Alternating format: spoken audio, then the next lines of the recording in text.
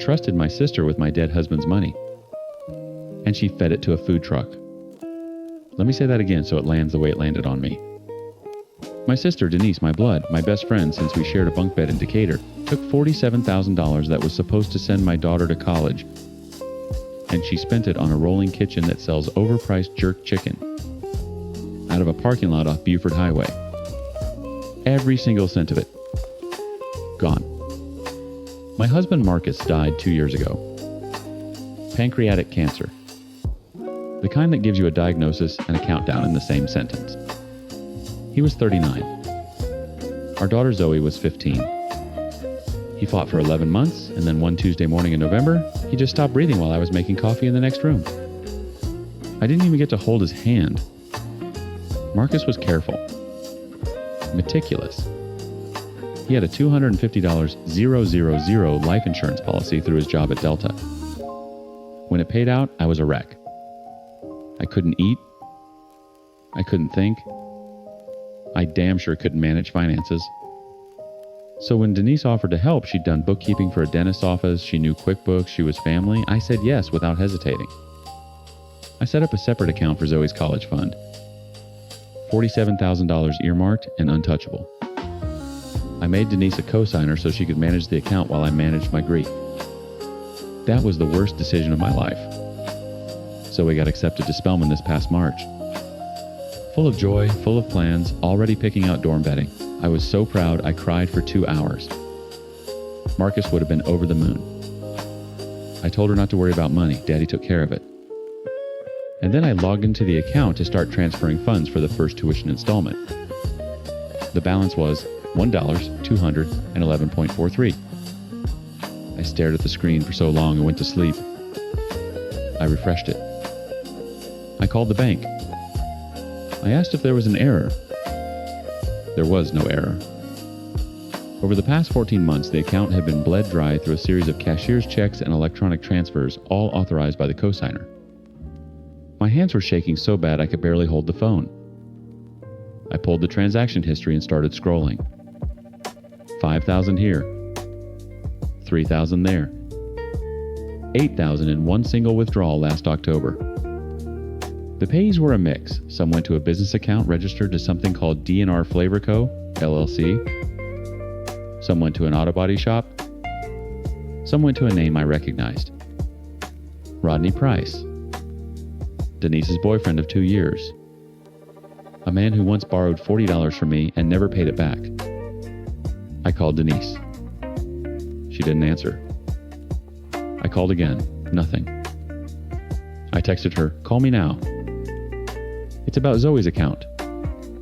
She texted back 20 minutes later, "Hey girl, super busy, what's up?" Like everything was normal. Like she hadn't hollowed out my daughter's future and used it as startup capital for her boyfriend's dream. I drove to her apartment in Smyrna. She opened the door in a bathrobe, smiling, and I walked past her into the kitchen and put my phone on the counter with the bank statement pulled up. I said, "Where is my daughter's money, Denise?" The smile dropped. Not all at once. It kind of slid off her face in stages, like she was calculating how much I knew before deciding which lie to tell. "It's an investment," she said. That was her opening move. An investment. She said Rodney's food truck was about to take off. They'd been featured on some local blog. They had a catering contract lined up for a church in Marietta. She said the money would come back doubled. She said she was going to surprise me. I asked her when. When was this magical return on investment going to materialize? Because Zoe's first tuition payment was due in 9 weeks.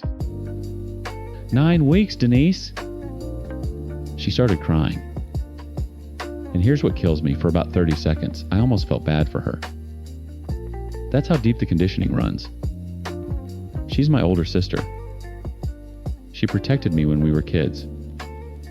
She held me at Marcus's funeral. My body wanted to comfort her, even while my brain was screaming that she'd stolen from my child. Rodney said it would work, she kept saying. He showed me the numbers. He promised. Rodney. A 44-year-old man who'd been fired from Waffle House, who drove a leased Dodge Charger he couldn't afford. who had Denise so wrapped around his finger that she'd commit financial fraud for him. I asked Denise, point blank, did Rodney know where the money came from? She wouldn't look at me. That was my answer. I lost it. Not screaming, worse. I got quiet. I told her she stole from a dead man's daughter. I told her Marcus worked overtime for years so Zoe wouldn't have to take out loans, and she handed that sacrifice to a man who can't keep a job. I told her she was the one person I trusted after I lost everything, and she used that trust like a credit card. She grabbed my arm and said, "I'm your sister. I would never hurt you on purpose." I pulled away. "You didn't do this by accident, Denise. You wrote checks. You made transfers. You did it 14 times. Over 14 months. That's not a mistake. That's a plan." She begged me not to go to the police. She said it would destroy the family. She said our mother would never recover. She said give Rodney 6 months and he'd pay it all back.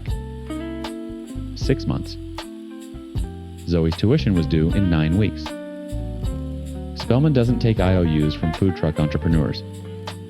I left her apartment and sat in my car in the parking lot for 45 minutes. I called my mother. I told her everything. She was silent for a long time, and then she said something that broke me all over again. "I wish you hadn't told me that." Not, "I'm sorry." Not, "That's wrong." She wished I'd kept it to myself. Because now she'd have to choose sides, and choosing sides meant losing a daughter, either way. I went home and told Zoe. She deserved to know. She sat on her bed with her Spellman acceptance letter pinned to the corkboard behind her, and she didn't cry. She just nodded slowly like she was absorbing a blow she'd been half expecting her whole life, the universe taking something good away the way it took her father.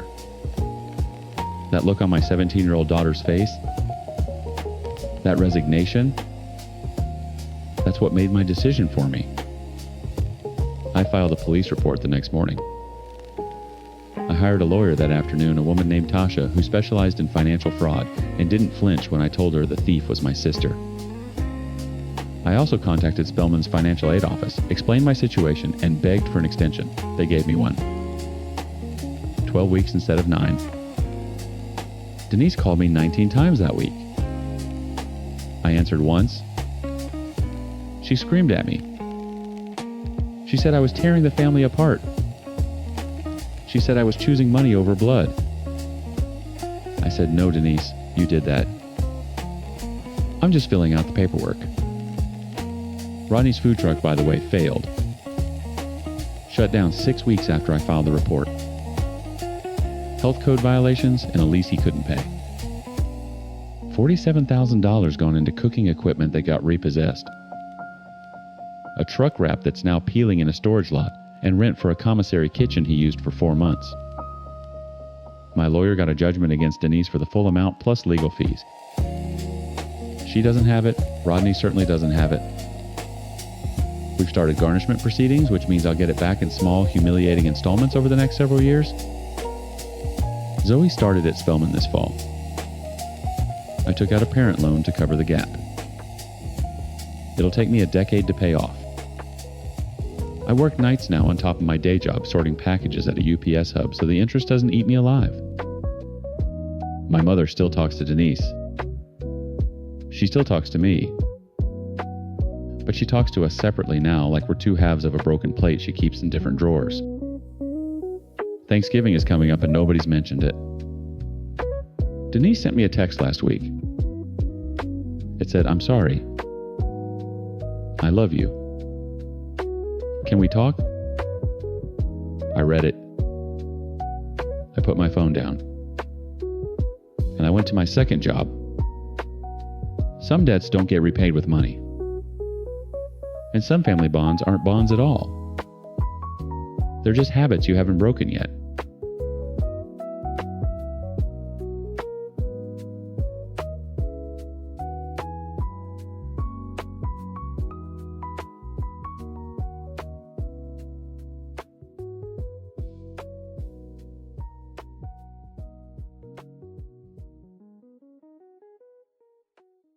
I always thought the worst thing my mother-in-law could do was rearrange my kitchen cabinets while I was at work.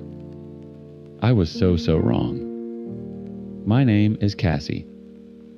I'm 34, married to a man named Derek, and we have a daughter, Poppy, who had just turned 8 months old when this whole thing detonated. We live about 20 minutes from Derek's parents in Fairfield County, Connecticut. Close enough for his mother, Judith, to drop by unannounced. Which she did, with the regularity of a utility bill and about as much warmth. Judith never liked me. She made that clear from the moment Derek brought me home. I wasn't from the right family. I didn't go to the right schools. My parents ran a dry cleaning business in Bridgeport, and to Judith that was practically a criminal record. She wanted Derek to marry a girl from their country club circle, someone with a hyphenated last name and a trust fund, and the good sense to let Judith run her life. Instead, he married me. And Judith never forgave either of us for it. But what she did last October, that crossed a line I didn't even know existed. It started as most of Judith's schemes did, with a visit she framed as generosity. She came over on a Tuesday afternoon with a casserole I didn't ask for, and spent 2 hours holding Poppy while making pointed comments about how the baby's eyes were so dark compared to Derek's. Derek has blue eyes. Poppy has brown. I have brown eyes. That's how genetics works. But Judith had apparently been doing her own research, the kind you do at 2 a.m. on forums where bitter people validate each other's worst impulses. I didn't know it at the time, but during that visit while I was in the bathroom, Judith took Poppy's pacifier right out of the diaper bag. Just slipped it into a Ziploc she'd brought with her. She'd already ordered one of those home DNA ancestry kits, the kind that also does paternity matching if you add a second sample. She swabbed herself, swabbed the pacifier, and mailed the whole thing off. Her plan, as she later admitted, was simple. She wanted to prove that Poppy wasn't Derek's biological child. She wanted proof that I had cheated, that I had trapped her son, that I was exactly the kind of woman she'd always warned him about. She wanted to hand him the results at Thanksgiving in front of the whole family and watch my life fall apart over cranberry sauce and stuffing. She got results all right. But they didn't say what she expected. The kit confirmed that Poppy was biologically related to Judith. Grandmother and granddaughter, clear match. But there was something else in the results. Something Judith hadn't anticipated. The ancestry breakdown. Poppy's paternal line showed a significant percentage of Ashkenazi Jewish heritage. Judith's family is Irish Catholic. Her husband Gerald claimed pure English stock going back to the Mayflower. He had a framed family tree in his study. He'd bored us all with it at every holiday for 20 years. Judith stared at those results for a week. She ran them again through the kit company's database. She cross-referenced. She called the company's support line and argued with a 22-year-old lab tech. The results didn't change. And then she did something that I still can't fully comprehend. She dug deeper. She upgraded to the full relative matching service. That's when the real bomb went off. Gerald had a match in the system. A half-sibling. A woman named Ruth Abelman, 61 years old, living in Queens. Gerald's biological father, it turned out, was not the Connecticut WASP patriarch whose name was on the family tree. His biological father was a man named Solomon Katz, who had a brief affair with Gerald's mother in 1958 and never knew he'd fathered a child. Gerald's mother had taken that secret to her grave. Gerald himself apparently had no idea. Or maybe he did. That part's still unclear. Now, a normal person, a decent person, would have sat with his information privately. Would have maybe talked to Gerald alone gently. Would have recognized that this was a painful, complicated revelation that deserved care and discretion. But Judith is not a normal person. Judith is a woman who had spent a month building a Thanksgiving ambush designed to destroy her daughter-in-law's marriage in front of 15 family members. And when her ammunition changed shape, she didn't stand down. She just picked a different target. Thanksgiving Day. The house smelled like sage and roasting turkey. Gerald was in his usual chair, scotch in hand, holding court about some golf tournament. Derek's sister Lauren was there with her husband. Derek's uncle, Phil, and Aunt Margot had driven up from New Jersey. I was in the kitchen mashing potatoes and trying to survive another holiday in that house. Judith waited until everyone was seated. She waited until Gerald had said grace, the same grace he said every year, thanking God for their family's heritage and blessings. And then before anyone picked up a fork, she stood up. "I have something to share with the family," she said. Her voice was calm, rehearsed. She pulled a manila envelope from under her chair.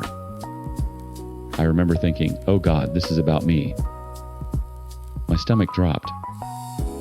I looked at Derek, and he looked confused. "I took it upon myself to do some genetic testing," Judith said. "I had concerns about Poppy's parentage." Derek's face went red. "Mom, what the hell?" "Let me finish." She held up her hand.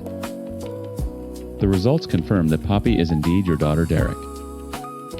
"Congratulations." She didn't look at me. But they also revealed something else. She turned to Gerald. And the room went silent in a way I've never experienced before. Not quiet, but vacuum sealed. Like all the air had been sucked out. "Gerald," she said, "your mother lied to you. Your father was not Richard Whitfield. Your biological father was a Jewish man from Brooklyn named Solomon Katz. You have a half-sister named Ruth. She's alive. She lives in Queens." Gerald didn't move. He sat there with his scotch glass frozen halfway to his mouth, and his face did something I'll never forget. It crumbled. Not dramatically. It just sort of collapsed inward like a building being demolished in slow motion. "That's not possible," he whispered. "It's all here." Judith slid the papers across the table right through the gravy boat. "Your entire identity, Gerald, a lie." Uncle Phil stood up. Lauren started crying. Derek grabbed my hand under the table so hard it hurt. And Gerald, 72-year-old Gerald, who had built his entire personality around his family name, his lineage, his place in the social hierarchy of coastal Connecticut, Gerald looked at his wife and said the most devastating thing I've ever heard one spouse say to another. "You did this to humiliate me. You went behind everyone's back to prove Cassie was a whore, and when that didn't work, you just aimed the gun at me instead." Judith's composure cracked for the first time. "I was trying to protect this family." "You were trying to destroy it," Gerald slammed his hand on the table. Glasses rattled. The turkey platter jumped. 40 years, Judith. 40 years I've been married to you, and this is what you do with a secret about my dead mother. You announce it over Thanksgiving dinner like it's a goddamn party trick. He stood up, dropped his napkin on his plate, and walked out of the dining room. We heard the front door open and close. Then his car started in the driveway. And then it was quiet again. Judith sat back down slowly. She looked around the table like she expected someone to thank her. No one did. Derek and I left within the hour. Lauren wouldn't speak to her mother. Uncle Phil called Judith a word I won't repeat and drove back to New Jersey before dessert. Gerald didn't come home that night. Or the next. He checked into a hotel and hired a divorce attorney by Monday morning. He eventually reached out to Ruth Abelman. They met for coffee in January. I hear they talk regularly now. He says it's the one good thing that came out of the whole disaster. Judith lives alone in that big house now. She calls Derek every week, and every week he lets it go to voicemail. She sent Poppy a birthday card in March. Derek threw it away unopened. I almost felt bad about that. Almost. She wanted to blow up my family. She blew up her own instead. And Poppy's fine. She's walking now, getting into everything, laughing at the dog. She has no idea that her grandmother once stole her pacifier to try to prove she was illegitimate. I hope she never finds out. But if she does, I'll tell her the truth that the people most obsessed with bloodlines and purity and who belongs where are usually the ones with the most to hide. Every single time.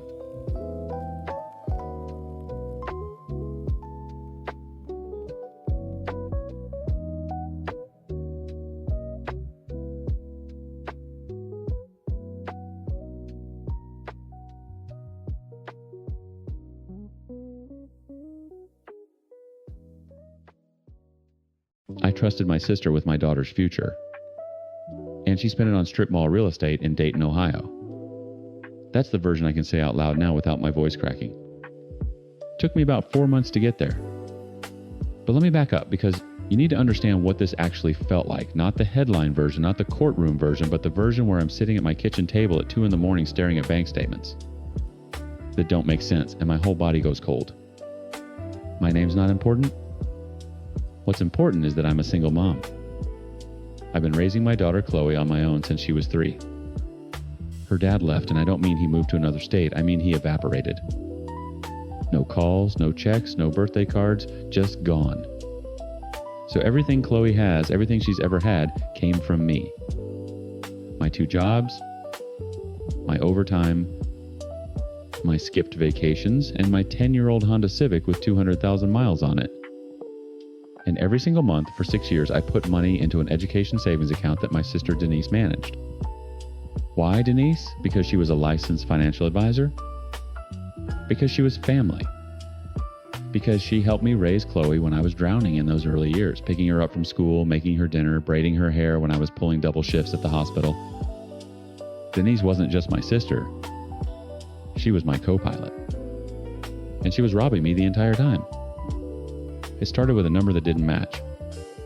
Chloe had just gotten her acceptance letter to Ohio State. We were over the moon. I mean, this kid worked her tail off. Honor roll, volleyball captain, volunteered at the food bank every Saturday. She earned that acceptance.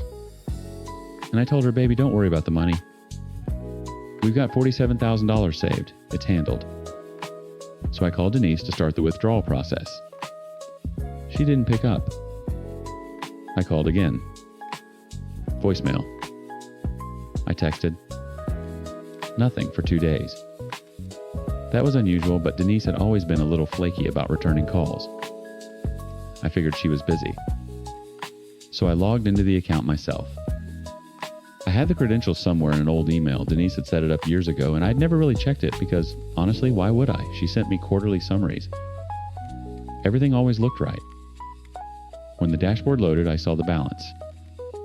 $4,211. I stared at it. I refreshed the page. I logged out and logged back in. I thought there had to be a system error, a glitch, something. $47,000 doesn't just disappear. But then I clicked on the transaction history, and my stomach dropped through the floor. Withdrawals. Dozens of them. Going back 6 years. 2,000 here, 3,500 there, sometimes 5,000 at a time. All transferred to an account I didn't recognize. The descriptions were vague: fund reallocation, portfolio adjustment, administrative transfer. Professional sounding language designed to look routine if anyone ever glanced at it. But it wasn't routine. It was theft. I called Denise again. This time she picked up on the first ring like she'd been waiting. And before I could even finish my sentence, she said, "I can explain." Those 3 words, I can explain, the universal confession disguised as a request for patience. She told me she'd been investing in real estate. A couple of rental properties, a small commercial space near Kettering. She said the market was about to turn, that she was going to double the money and put it all back before Chloe ever needed it. She called it borrowing. She actually used that word. Borrowing. Like she'd taken a cup of sugar and not my daughter's entire future? I asked her how long. She said it started small, just a few thousand to cover a down payment she was short on. Then the properties needed repairs. Then a tenant stopped paying rent. Then she needed to cover the mortgage on a unit that sat empty for 8 months. One bad decision, funded by another bad decision, funded by another, all of it pulled from an account that belonged to a 17-year-old girl who had no idea any of it was happening. I asked her if the quarterly statements she'd been sending me were real. She went quiet. They weren't. She'd been fabricating them, creating fake PDFs with made-up numbers for 6 years. My sister sat across from me at Thanksgiving dinner, watched Chloe talk about her college plans, and said nothing. She bought Chloe a graduation dress last spring and smiled for the photos, knowing full well she'd gutted the account that was supposed to pay for the thing Chloe was graduating toward. I didn't scream. I didn't cry. I just hung up the phone and sat in my kitchen in total silence for probably 45 minutes. Then I cried so hard I thought I was going to be sick. The next 2 weeks were the worst of my life. I consulted a lawyer. He told me I had a strong case breach of fiduciary duty fraud, possibly criminal charges. He also told me it would take months, maybe a year, and that even if I won, I'd be collecting from someone who was clearly broke. Denise's properties were underwater. She had liens. She was leveraged up to her eyeballs. There was no pot of gold at the end of this lawsuit. Just wreckage. And then there was the family angle. Our mother, who's 73 and in poor health, called me crying after Denise apparently told her some sanitized version of events. Mom begged me not to press charges. She said it would kill her. She said Denise made a mistake. She said family doesn't do this to family. I wanted to scream, family doesn't steal $47,000 from a child either, Mom. But I didn't. I just listened and said I needed time. The hardest part, the part that still keeps me up at night, was telling Chloe. I sat her down on a Sunday afternoon. She could tell something was wrong, because I'd been distant for days. I told her the truth. All of it. I didn't sugarcoat it because she's not a child anymore and she deserved to know exactly what happened and who did it. She didn't react the way I expected. She didn't cry right away. She just got very still and said, Aunt Denise did this. And I nodded. And then she asked, did she ever actually love me? Or was I just convenient? That question broke something in me that I don't think will ever fully heal. Because I know Denise loved Chloe.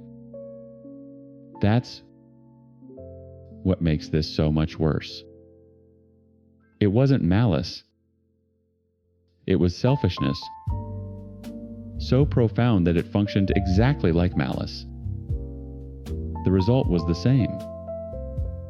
A kid who trusted her aunt completely now questions every memory she has with her. Chloe didn't speak to Denise again, changed her number, blocked her on everything. Denise sent letters to the house, actual handwritten letters, and Chloe threw them away unopened. I didn't stop her. That was her right. I filed the civil suit. I did it 3 months before Chloe's freshman year, exactly when it would be most inconvenient and most public. My lawyer got a judgment. Denise was ordered to pay full restitution plus damages. She's made exactly 2 payments so far. Small ones. I don't expect to see most of that money. Chloe started at Ohio State in the fall. We cobbled it together, financial aid, a small scholarship she earned, a work-study job, and a parent loan that I'll be paying off until I'm 60. She's doing well. Dean's List first semester.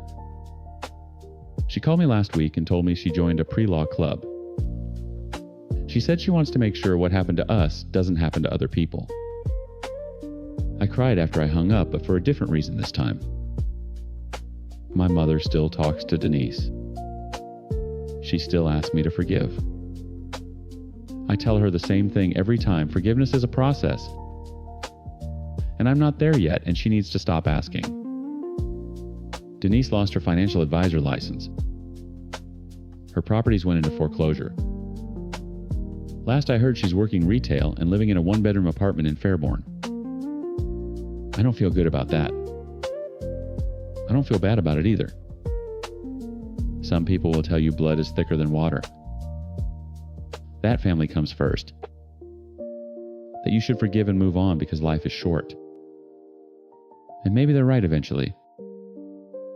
But I'll tell you what's also true. My daughter had a future that someone she loved stole from her, and the only person who fought to get it back was me. That's not a story about forgiveness. That's a story about what happens when trust dies and you have to build something from the ashes anyway. Chloe's gonna be fine. I made sure of it. That's what mothers do.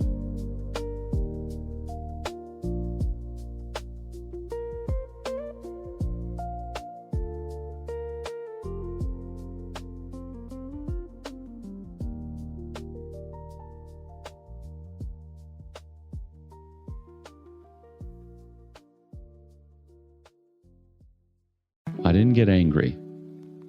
That's what people never understand when I tell this story. They expect me to say I screamed or cried in the bathroom or sent some scorched earth email at 2 a.m. But I didn't do any of that. I sat in my chair, read the internal announcement on my monitor, and I felt something much worse than anger. I felt clarity. Let me back up. My name is Dana Whitfield. For 6 years, I was a senior analyst at Hargrove & Lyle, a mid-size accounting firm in Columbus, Ohio. Not a glamorous place. Not a skyline office. We're talking fluorescent lights, burnt coffee, and a parking lot that floods every March. But I was good at my job. Not good. I was exceptional. I brought in the Kellerman account, the Dayton Medical Group portfolio, and I personally saved the firm from a compliance disaster in 2021 that would have cost us our state certification. For 2 years, my regional manager, a man named Greg Hargrove, yes, one of those Hargroves, had been telling me the team lead position was mine. Just hang tight, Dana. We're restructuring. It's coming. I hung tight. I restructured my patience. And then one Monday morning in January, Greg called an all-hands meeting and introduced his nephew, Tyler Hargrove, as the new team lead. Tyler was 26. He had an online certificate in bookkeeping and had previously been fired from a car dealership for miscounting inventory. And he was now my boss. The room went quiet when Greg made the announcement. Not the respectful kind of quiet. The kind where everyone's eyes slide sideways to find yours. I could feel every single one of my colleagues looking at me, waiting for the explosion. I smiled. I congratulated Tyler. I shook his hand. His palm was not damp, and he couldn't hold eye contact. Then I went back to my desk, opened a new spreadsheet, and titled it File.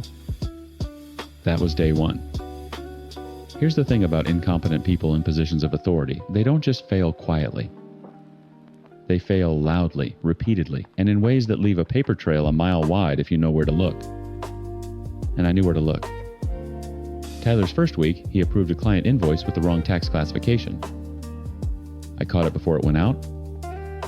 I corrected it. And I logged it date, time, document number, screenshot. His second week, he scheduled a compliance review for the wrong quarter and nearly triggered an audit flag with the state board. I flagged it to him privately. He laughed and said, "Good catch, Dana."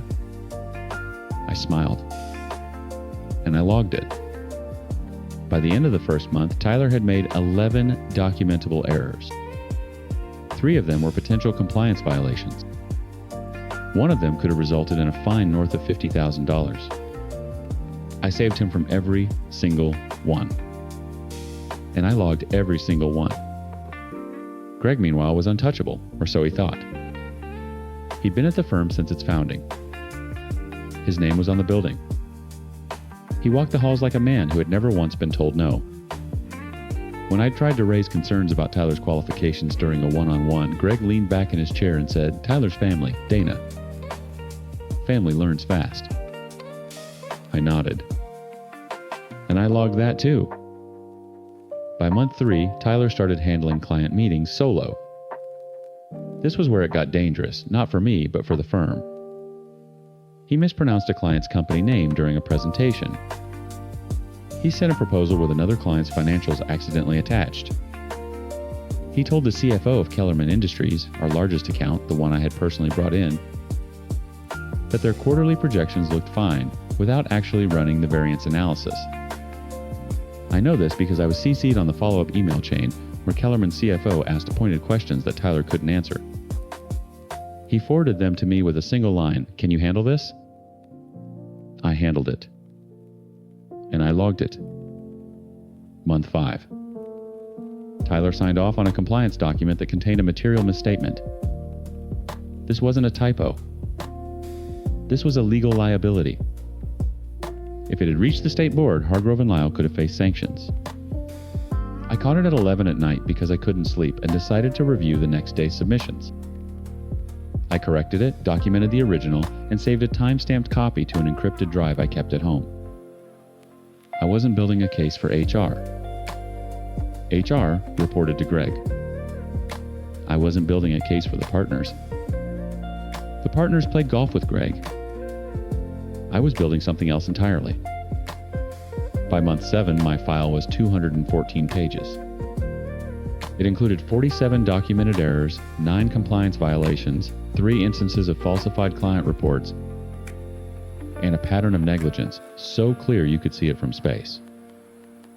I had emails, screenshots, timestamps, original documents alongside corrected versions, and a detailed narrative connecting each incident to the potential financial and legal exposure for the firm. I also had something else. I had the Kellerman retention meeting on my calendar. Every year, Kellerman Industries conducted a formal retention review with their service providers. It was the single most important meeting on our firm's calendar. Kellerman represented 31% of our annual revenue. Greg had been prepping Tyler to lead it solo. "Sink or swim," he told Tyler in an email he accidentally forwarded to the whole team.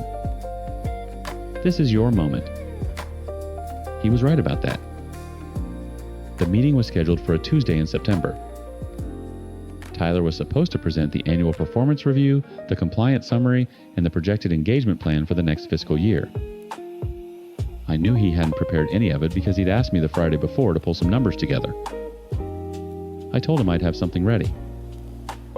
And I did. That Tuesday morning, I put on my best blazer. I arrived early. I sat in the conference room with my laptop and a printed copy of my file in a clean black binder. Tyler walked in 10 minutes late, coffee in hand, and froze when he saw me.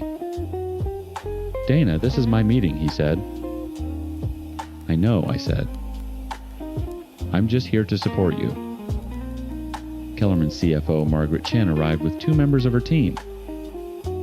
Tyler fumbled through the first 5 minutes, wrong slide deck, outdated numbers, a compliance summary that was missing 2 quarters entirely. Margaret's face tightened. She turned to me. "Dana, do you have the correct materials?" "I do," I said. And I opened the binder. I didn't present it like an attack. I presented it like what it was, a comprehensive risk assessment. I walked Margaret through every compliance violation her account had been exposed to. Every misstatement that had been filed under Tyler's signature. Every instance where her company's financial data had been mishandled. I showed her the corrected documents alongside the originals. I showed her the timestamps, proving when errors were made and when they were caught. I showed her everything. The room was silent for a long time. Tyler tried to interrupt twice. The second time, Margaret held up her hand without looking at him and said, "I'm not talking to you right now." Then she looked at me and said, "How long has this been going on?" 8 months, I said. "And you've been the one catching all of this?" "Yes." Margaret closed the binder, stood up, and said she'd be calling the managing partners directly. She thanked me by name. She did not look at Tyler on her way out. Tyler was terminated on Thursday. He didn't even clean out his own desk. Greg's assistant did it for him. Greg lasted a little longer 2 weeks before the internal investigation caught up with him. The partners had been looking for a reason to push him out for years, but family politics had protected him. My file gave them something family politics couldn't override: documented liability. Greg was offered early retirement. He took it. The alternative was termination for cause and a potential referral to the state licensing board. He was gone by October. The managing partners called me into a meeting the following Monday. I expected the team lead offer. I'd earned it twice over. But they offered me something else, a seat on the partner track. Not because they suddenly recognized my talent. Let's not be naive. They offered it because Margaret Chen told them that Kellerman Industries would only continue their engagement if I was the lead on their account. Leverage is a beautiful thing when you've earned it. People at the office look at me differently now. Some with respect, some with something closer to fear. Good. I didn't raise my voice once in 8 months. I didn't send a single angry email. I didn't cry in a bathroom stall or fantasize about dramatic resignations. I just took notes. Careful, thorough, time-stamped notes. Because the most dangerous person in any office isn't the one who yells. It's the one who's paying attention.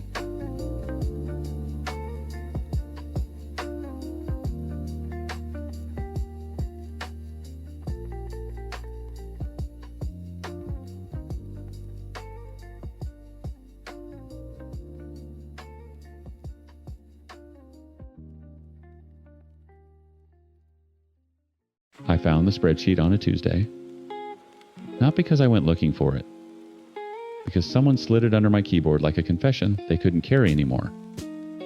Let me back up. My name is Dana Whitfield, and for 6 years I was the HR director at Vectral Systems, a mid-sized tech firm in Chicago's West Loop. Good company, good people. Or at least that's what I told myself every morning when I badged through the glass doors on the 14th floor. I believed in that place the way you believe in a friend who's never let you down. And then I became the person who let everyone else down because I thought the truth would set us free. It didn't. The truth burned the building to the ground. It started with a proposal I'd been drafting for months. Salary, transparency, full company-wide pay band visibility.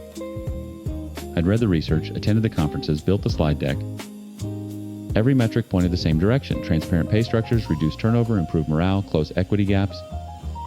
I wasn't trying to be a revolutionary, I was trying to be competent. I pitched it to our CEO, Marcus Chen, on a Thursday afternoon in his corner office. Marcus was the kind of founder people described as brilliant but reasonable.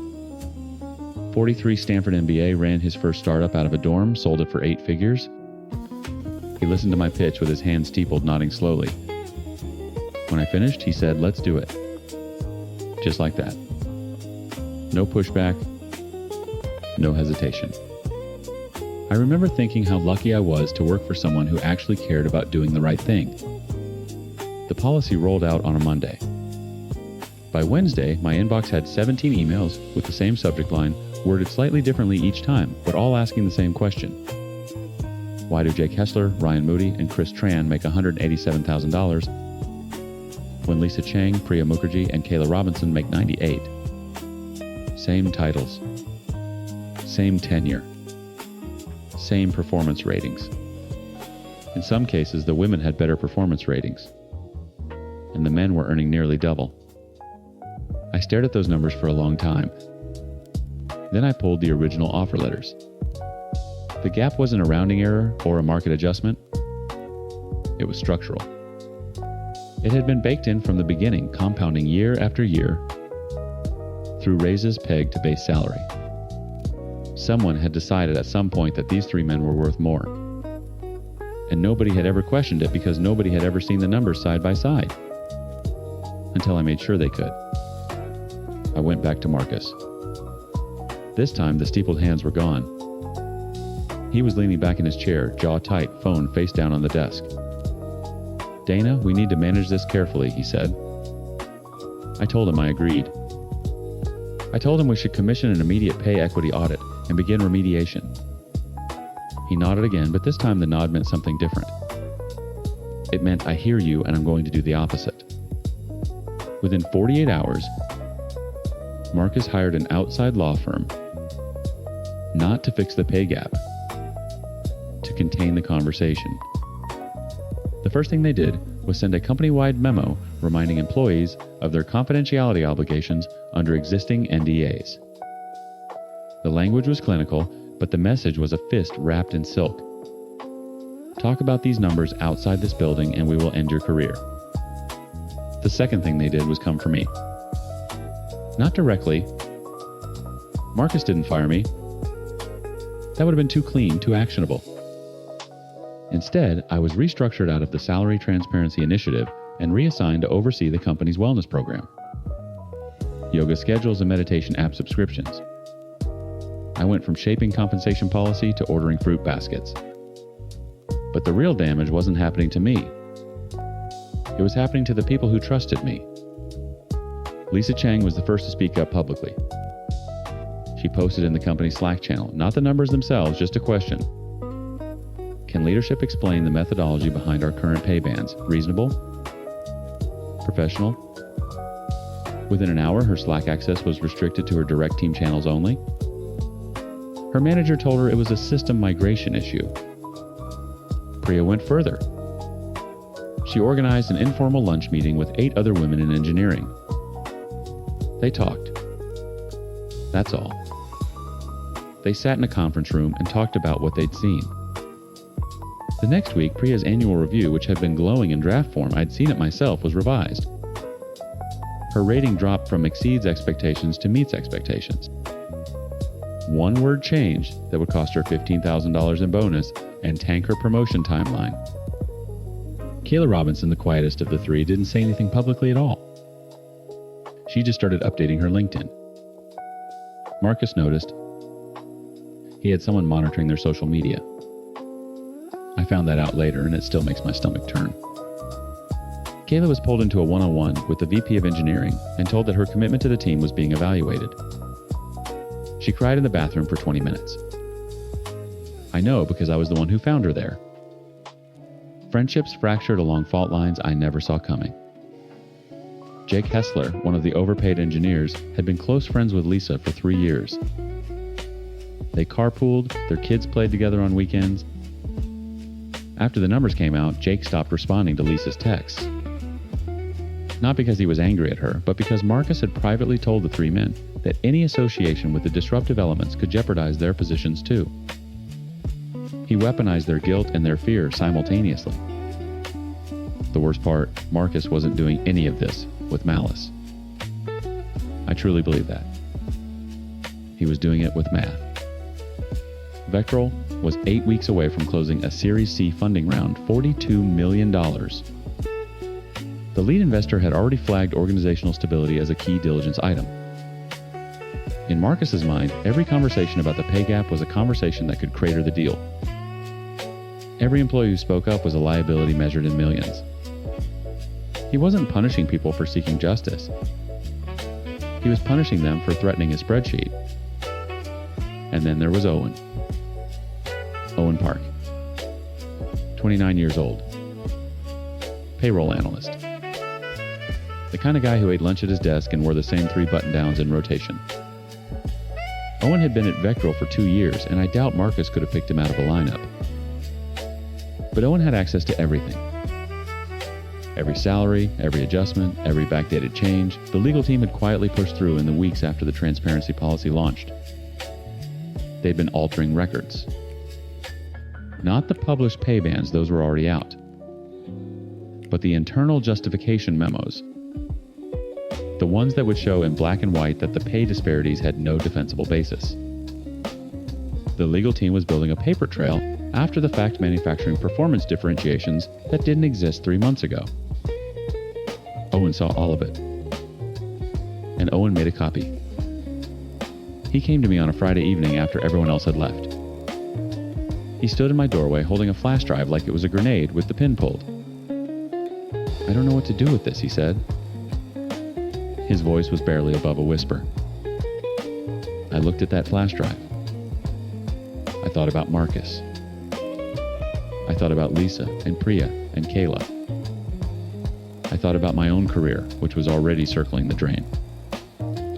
I thought about the Series C and the $42 million and the 200 employees whose jobs depended on that money. And I thought about the fact that none of those jobs were worth anything if the foundation they stood on was a lie. I told Owen to send it to the Department of Labor and to the Tribune and to keep a copy with his attorney. The story broke on a Wednesday. By Friday, the lead Series C investor pulled out. By the following Monday, Marcus was on a damage control tour, calling it a disgruntled employee leak and promising an independent review. The independent review confirmed everything Owen's spreadsheet showed. Marcus wasn't indicted. He wasn't arrested. He resigned with a golden parachute worth 2 years of salary and a non-disparagement clause that means he'll never have to answer for any of it publicly.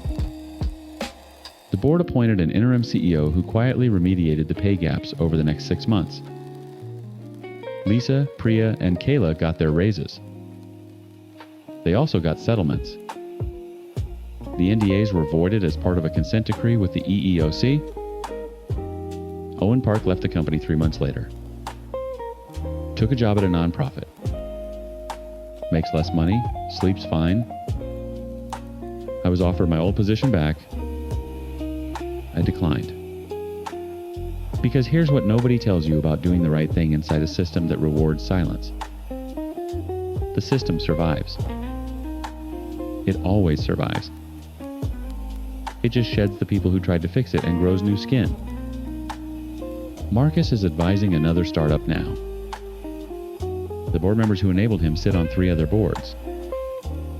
The law firm that doctored those memos still has Vectral's account. And somewhere in some other company, in some other glass tower, another HR director is building a slide deck about transparency, believing the way I once believed, that the truth is enough. I hope she's right. But I'd tell her to find her Owen first.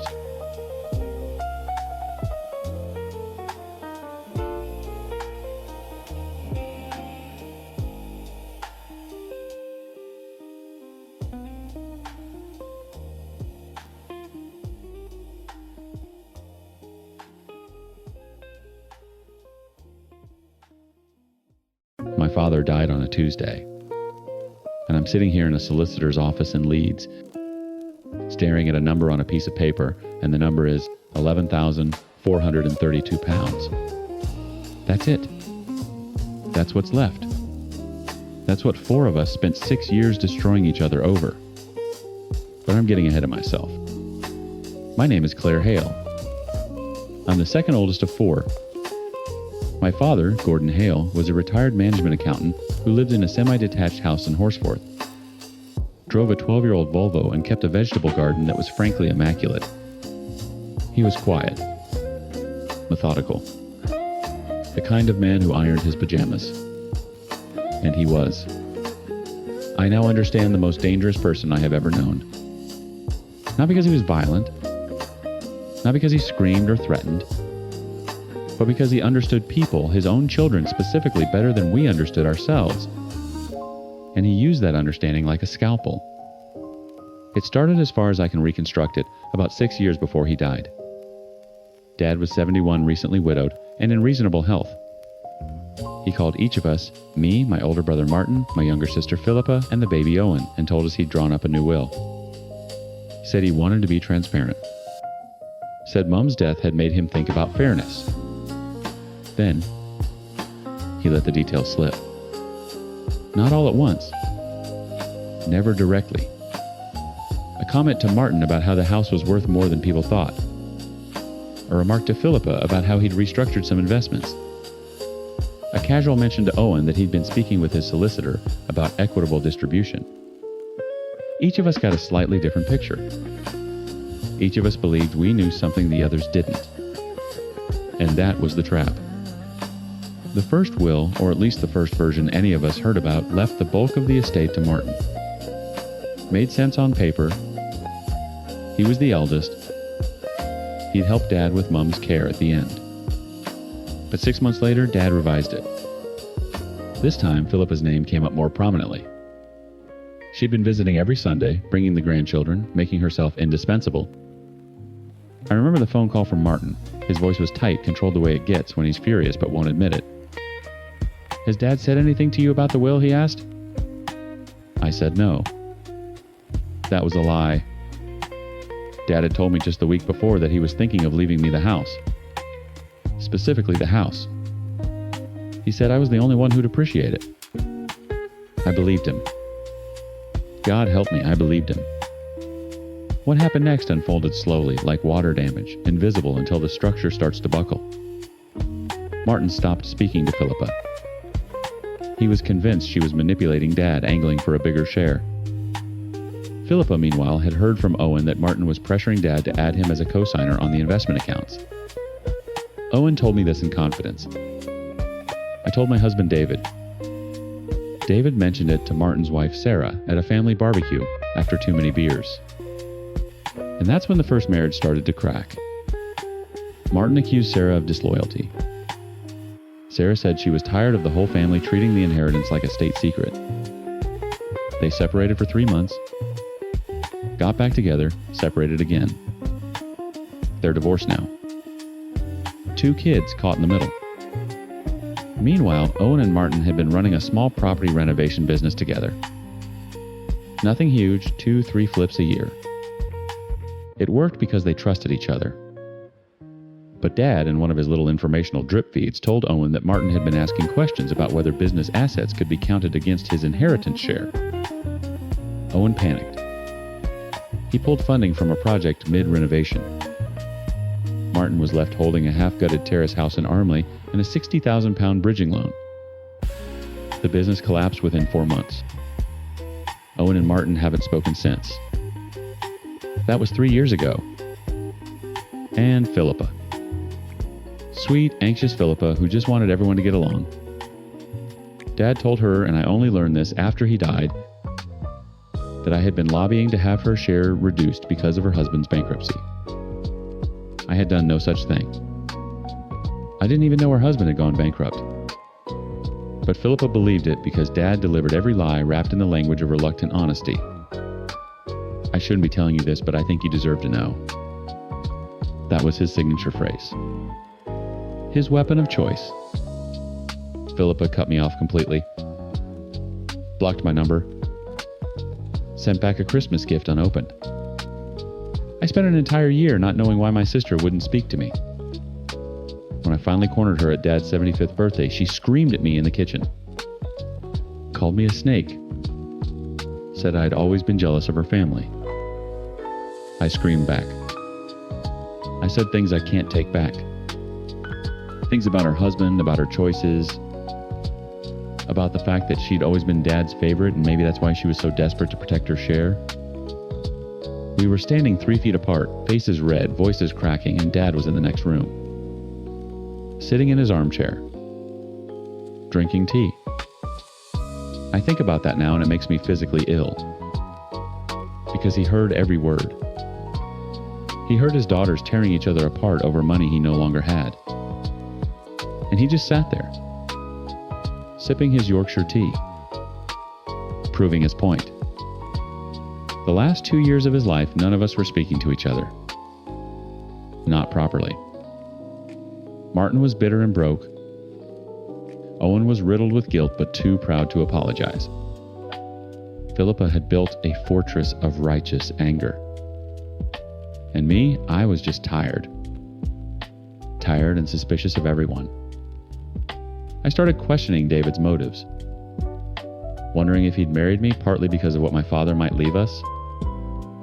We went to couples counseling. The therapist said I had trust erosion. Trust erosion. That's a clinical term for what my father did to me. He died in his sleep. Peacefully, they said. The solicitor, a man named Granger, who'd clearly been expecting this moment, gathered us in his office. It was the first time all 4 of us had been in the same room in over a year. Martin sat by the door. Owen sat as far from Martin as possible. Philippa wouldn't look at me. Granger read the will. The final version. And it was almost comically simple. Everything split 4 ways equally, no conditions, no special bequests. No mention of the house, the investments, the accounts Dad had dangled in front of us like bait for 6 years. Then Granger told us the number. 11,432 pounds. Total estate value. The house had been remortgaged. The investments had been liquidated years ago, spent on what we still don't entirely know. Some of it went to charity. Some of it, I suspect, went to nothing at all. The point was never the money. Granger handed each of us a sealed envelope. Inside was a handwritten letter. Same letter, 4 copies. I've read mine so many times the creases are wearing through. It said I grew up watching my parents pretend to love each other while fighting over my grandfather's farm. I watched my mother's family disintegrate over 19 acres of land that wasn't worth the soil it sat on. I learned then that money doesn't corrupt love. It reveals that love was never there. I needed to know if my children were different. You weren't. I'm sorry for that. But I'm not sorry for finding out. He signed it Dad. Not Love Dad, just Dad. I sat in my car in that car park for 45 minutes. I didn't cry. I didn't call anyone. I just sat there, engine off, staring at a brick wall, trying to understand how a man could spend his final years conducting an experiment on his own children and call it truth-seeking. The thing is, and this is the part that keeps me up at night, he wasn't entirely wrong. We did turn on each other. We did choose money over loyalty. Every single one of us at some point made a calculation about what we stood to gain and what we were willing to sacrifice to get it. He predicted it all. Martin's pride, Owen's cowardice, Philippa's need for validation, my quiet, corrosive suspicion. But here's what my father got wrong and what I will carry to my own grave. We weren't monsters before we started. We were flawed, ordinary people who loved each other imperfectly the way families do. He didn't reveal our nature. He manufactured a crisis and then watched us drown in it. That's not insight. That's cruelty dressed up as philosophy. Martin and I have started talking again. Slowly. Carefully. Owen sent me a text last week, just a photo of his daughter's school play. No words. I sent back a heart emoji. It's not much. Philippa still won't answer my calls. And my father, my quiet, methodical pajama ironing father, got exactly what he wanted. He proved his thesis. He died right. And we're the ones left here trying to figure out if he was a monster or just the only honest man in the family. I still don't know the answer.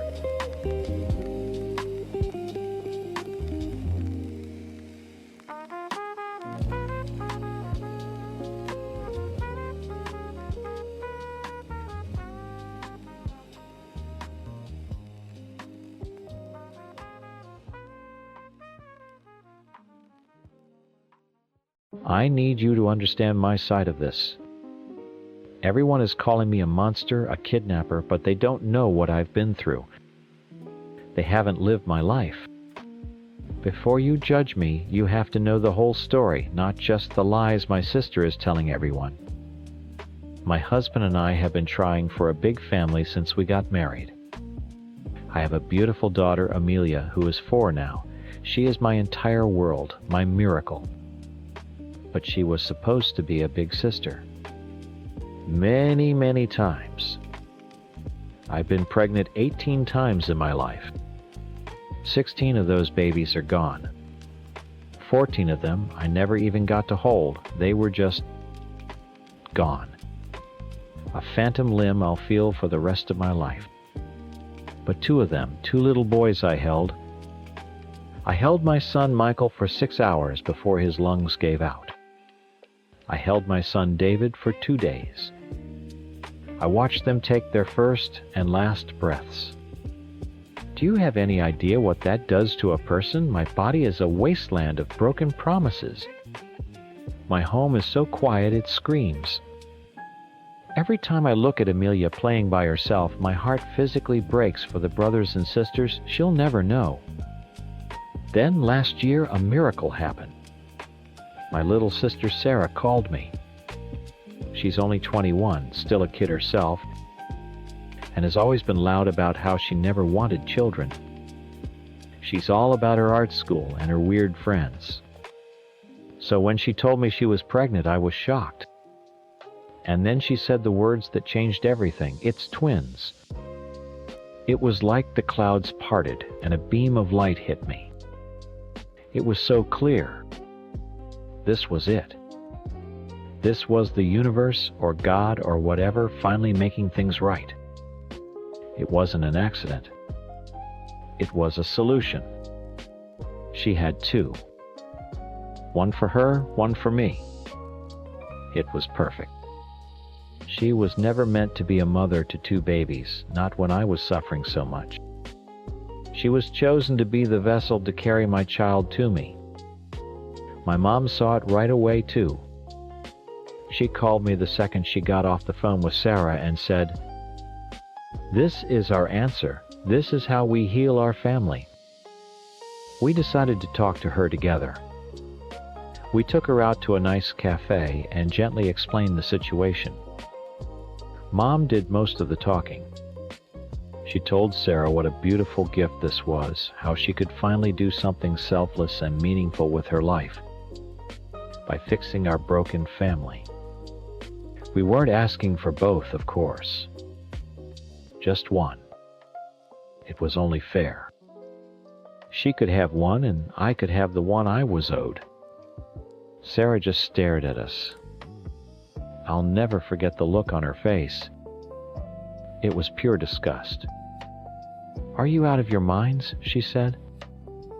"Hell no, they're my babies." Her words felt like a physical slap. How could she be so selfish, so blind? This wasn't about her.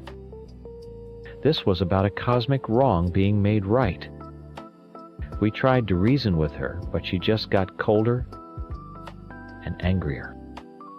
She accused us of being insane. I started crying, begging her to understand the years of pain I'd lived through, but she wouldn't listen. I thought she just needed time. I sent her text explaining how much this meant to me, how she was a hero for doing this. She ignored every single one. The last time I saw her before she cut me off, I took her to lunch. She was about 23 weeks along.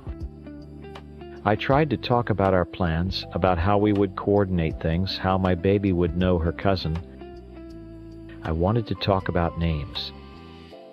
I had the perfect name picked out, a family name. She just stood up, threw her napkin on the table, and walked out without a word. She left me sitting there alone. After that, she blocked my number. She blocked Mom. It was cruel, but I knew she was just scared. She was young, hormonal, and overwhelmed. She'd come around. I couldn't let her fear stop me from preparing for my daughter. I had to get ready. So I started on the nursery. I painted it a soft yellow and filled it with beautiful furniture. I bought a crib, a changing table, tiny little dresses and blankets. Every time I folded a onesie, I felt a piece of my heart stitch itself back together. This was real. This was happening.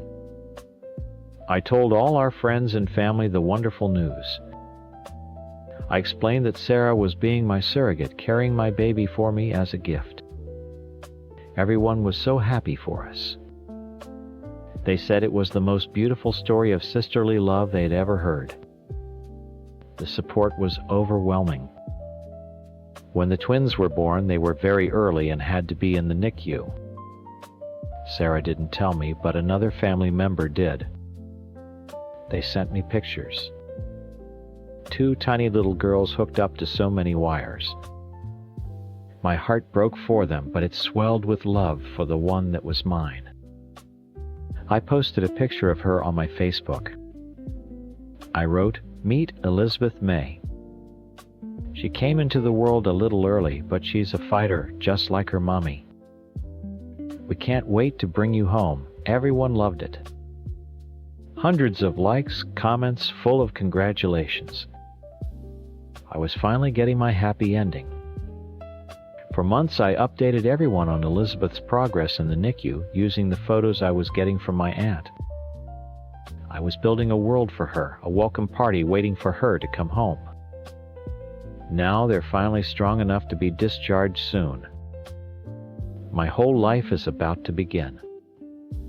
I was just sitting in Elizabeth's nursery this morning, rocking in the chair and imagining holding her when my phone buzzed. It was a text from a number I didn't recognize. My heart stopped when I read the preview on my lock screen. It was from Sarah. The message was blunt. Cruel. Take down every single picture of my daughters right now. Stop telling people Elizabeth is yours. You are sick and you need help. If you ever come near me or my babies, I will call the police. I read it 10 times, the words blurring through my tears. My own sister. How could she be so hateful? After everything I had done to prepare a loving home for her child, times my times, child. This is the thanks I get. She was the one who was sick. Sick with selfishness. My husband, Mark, came into the room. He saw the look on my face, and his own face fell. He's a good man, but he doesn't understand the depths of my pain. He never will. What's wrong? He asked, already looking tired. I showed him the phone. He read it and sighed, rubbing his forehead. Okay, honey. Maybe you should just take the post down for a little while. Just until she calms down. She needs to calm down, I shrieked. She's trying to steal my baby Mark. After I've already announced her to the world, what am I supposed to tell people, that it was all a joke? Before he could answer, there was a loud, angry knock at the front door. My heart hammered against my ribs. I knew who it was. I just knew it. Mark opened the door, and there she was. Sarah, my little sister, with a face like thunder. She didn't even look at Mark. Her eyes were locked on me. You have 5 minutes to take down every lie you've posted online, she said, her voice shaking with rage. Then you are going to post an apology explaining that you are mentally unwell and that you lied. I will do no such thing, I said, my voice dangerously calm. Elizabeth is my daughter. You were just the carrier. Sarah let out a sound that was half laugh, half sob. She pushed past Mark and stormed into my house. Where is it? She demanded, looking around wildly. Where's the crazy shrine you built? And then she saw it. The hallway that leads to the spare rooms. The door to the nursery was slightly ajar. She walked towards it like she was in a trance. I didn't try to stop her. I wanted her to see it. I wanted her to see how much I loved this baby, how real this was. She pushed the door open and just stood there, staring at the soft yellow walls, the white crib with the mobile of little lambs spinning gently above it, the changing table with diapers neatly stacked, the bookshelf filled with stories I couldn't wait to read to her. She turned around slowly, her eyes wide, with a horror that I couldn't understand. You are out of your mind, she whispered. It was quiet, but it hit me harder than if she'd screamed. You're a monster. I'm a mother, I cried, the tears finally breaking free.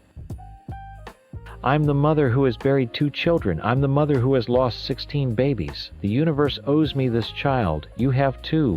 You can spare 1. It's not that hard to understand. They are not objects you can trade, she screamed, her voice finally cracking. They are human beings, and they are both mine. My body carried them. I went through hell to bring them into this world. They are my daughters Clara and Rose, not Elizabeth. My mom showed up then. I'd called her as soon as Sarah started banging on the door. She rushed in and immediately put her arms around me. "Sarah, stop this," Mom said, glaring at her. "You are ripping this family apart. Look what you're doing to your sister." "Look what I'm doing," Sarah asked, gesturing around the nursery. "She is delusional, and you are encouraging her. Both of you need professional help." She pulled out her phone. "I'm not kidding. I have a lawyer, and I'm getting a restraining order. You will never see my children. Ever." That's when I snapped. The thought of another child being taken from me, of this one perfect, beautiful gift being snatched away, I couldn't bear it. I lunged for her phone, for anything. I just wanted to make her stop. Mark grabbed me from behind, holding my arms.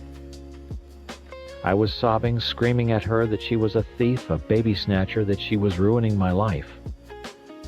She just looked at me with cold, dead eyes. There was no love there. No sisterly connection, just disgust. She turned and walked out of the house, out of my life, taking my daughter's future with her. The aftermath was a storm. Sarah did exactly what she said she would. She took screenshots of all my Facebook posts, the pictures of Elizabeth, my heartfelt updates, all the congratulations from our friends and family, and she sent them out in a mass message to everyone we knew. She wrote a long explanation, painting me as a crazy, obsessed kidnapper who was stalking her and her newborns. My phone started blowing up. First came the confused messages. "What is Sarah talking about? Is this a joke?" Then, as the reality of her story set in, the tone changed. The support I had felt for months evaporated in a single afternoon. People who had called me strong and deserving were now calling me unhinged. They accused me of lying, of manipulating them. They took her side. Every single one of them. My beautiful story was torn to shreds. The world I had carefully built for my daughter was a pile of rubble. Mark tried to talk to me, begging me to get help to see a doctor. He said he was worried I was a danger to myself. I saw it for what it was. He was taking her side too. He didn't believe me either. A week later, the papers came, a temporary restraining order. I was legally forbidden from contacting my sister or coming within 500 feet of her or her children. Her children. Not my times child.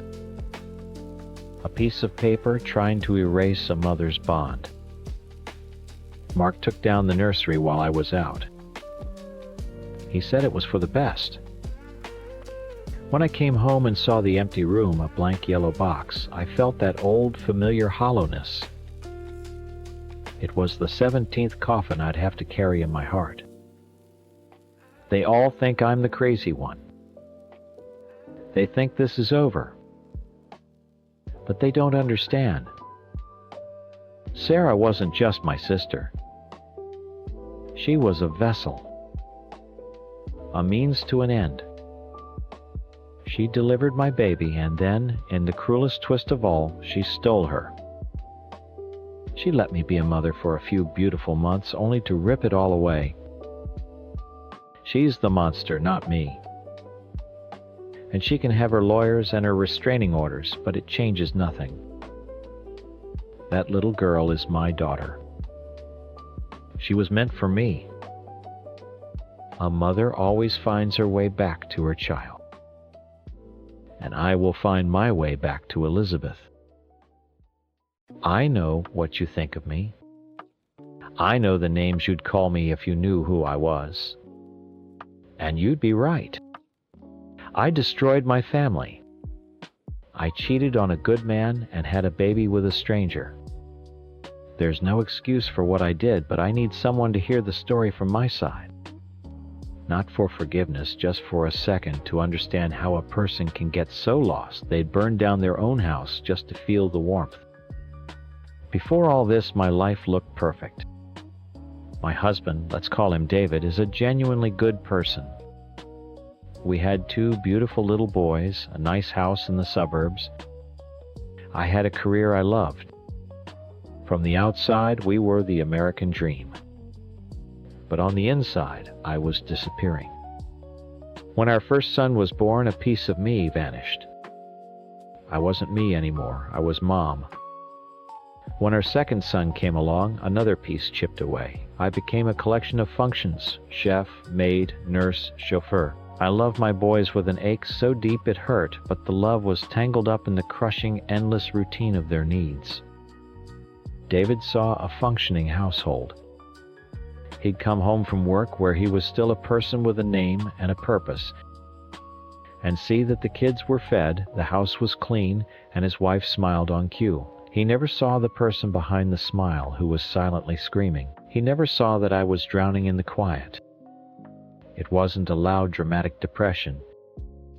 It was a slow, creeping fog. It muffled the whole world and made me feel like I was watching my own life through a thick pane of glass. Then COVID hit and I lost my job. That was the last part of my old self, the last thing that connected me to the person I used to be. Suddenly, I was nothing but mom and wife 24/7. The fog got thicker.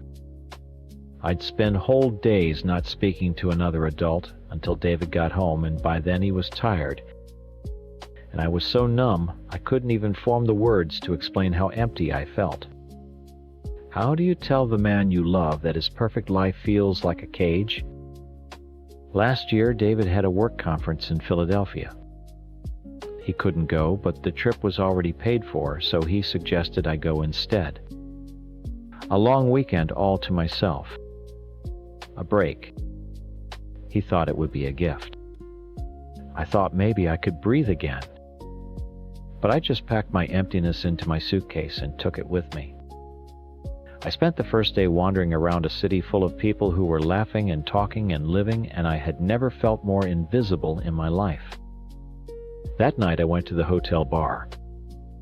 I didn't want to drink, I just wanted to be around noise. I sat in a corner watching people and felt like a ghost. Then a man sat down a few seats away. He smiled. He wasn't trying to pick me up, not at first. He just started talking to me. He asked my name. Not if I was married, not if I had kids. Just my name. And when I said it, it sounded strange, like a word I hadn't used in years. We talked for hours. He was just a guy passing through town on business like me. He was black, funny, and he listened. He saw a woman sitting at a bar, not a collection of duties. For one night I wanted to feel something.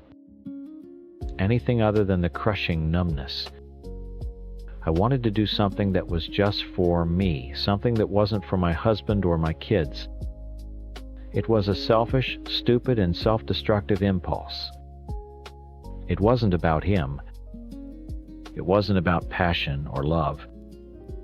It was a scream into the void. A desperate, ugly act by a woman who just wanted to feel real. The regret hit me before he had even left the hotel room. It was a cold, sick feeling in my stomach, a horror at what I had just done. I flew home the next morning and threw myself back into my routine, praying I could bury it, to pretend it was just a bad dream. A few weeks later, I found out I was pregnant. The sick feeling turned into pure terror. I lived on a knife's edge for months, praying for a miracle. I told myself that genetics are weird, that maybe the baby would look enough like David that no one would know. I held on to that stupid, impossible hope. But when I gave birth to my daughter, there was no more pretending. She was perfect. tiny, beautiful, with a head of dark curly hair and skin the color of warm honey.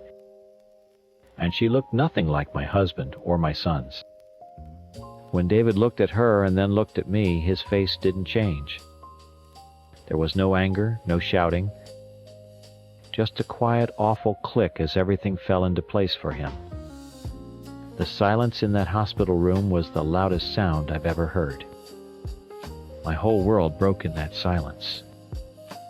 I confessed everything. There was no point in lying anymore. The truth was right there in my arms. He filed for divorce right away. But we're still here, living in the same house. We can't afford for one of us to move out, and honestly, I'm such a wreck he's worried about me being alone with the kids. We are living in the wreckage I created.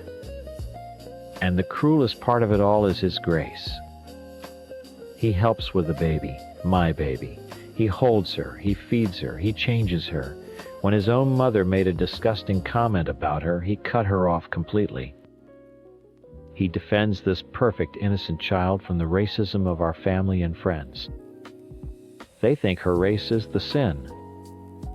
They don't get it. The sin was mine and mine alone. My boys adore their little sister. They don't see color, they just see their baby. And watching David with them, teaching them to be gentle with her, to protect her, it breaks me. He's worried they'll grow up and hate her because of what she represents. He's already teaching them to love her fiercely, to be a wall around her. He is being a father to a child that isn't his in a way that I'm too broken to be a mother to any of them right now. Now he's insisting we find her biological father. He says she deserves to know her history, to have access to her medical information. He says it's the right thing to do for times her asterisk. So he ordered an Ancestry DNA kit. He wants me to help him search to reach back into that one night in Philadelphia and find the man whose last name I don't even know. He wants to bring the cause of all this pain right to our doorstep because he thinks it's what's best for my daughter. The man I betrayed is trying to clean up my mess to build something decent for our children from the ashes. We spit in the tubes a few weeks ago and sent them off. I've been dreading it every single day. I checked my email with a feeling of pure doom, waiting for the notification. This morning I was feeding the baby when my phone buzzed on the counter. It was an email with the subject line, "Your Ancestry DNA results are in." David was in the other room with the boys. I just stared at the screen, my heart pounding in my chest, feeling like I was standing on a cliff, and the ground was finally about to give way. I took a shaky breath, the baby shifting in my arms. My whole body felt like it was humming with electricity. I could hear David in the living room, the cheerful sound of the TV show he was watching with our boys. It was so normal, so peaceful, and I was about to shatter it all over again. I walked out of the kitchen, my phone clutched in my hand like a bomb. "David," my voice was a whisper. He looked up from the couch, his smile fading when he saw my face. "What's wrong?" I couldn't speak.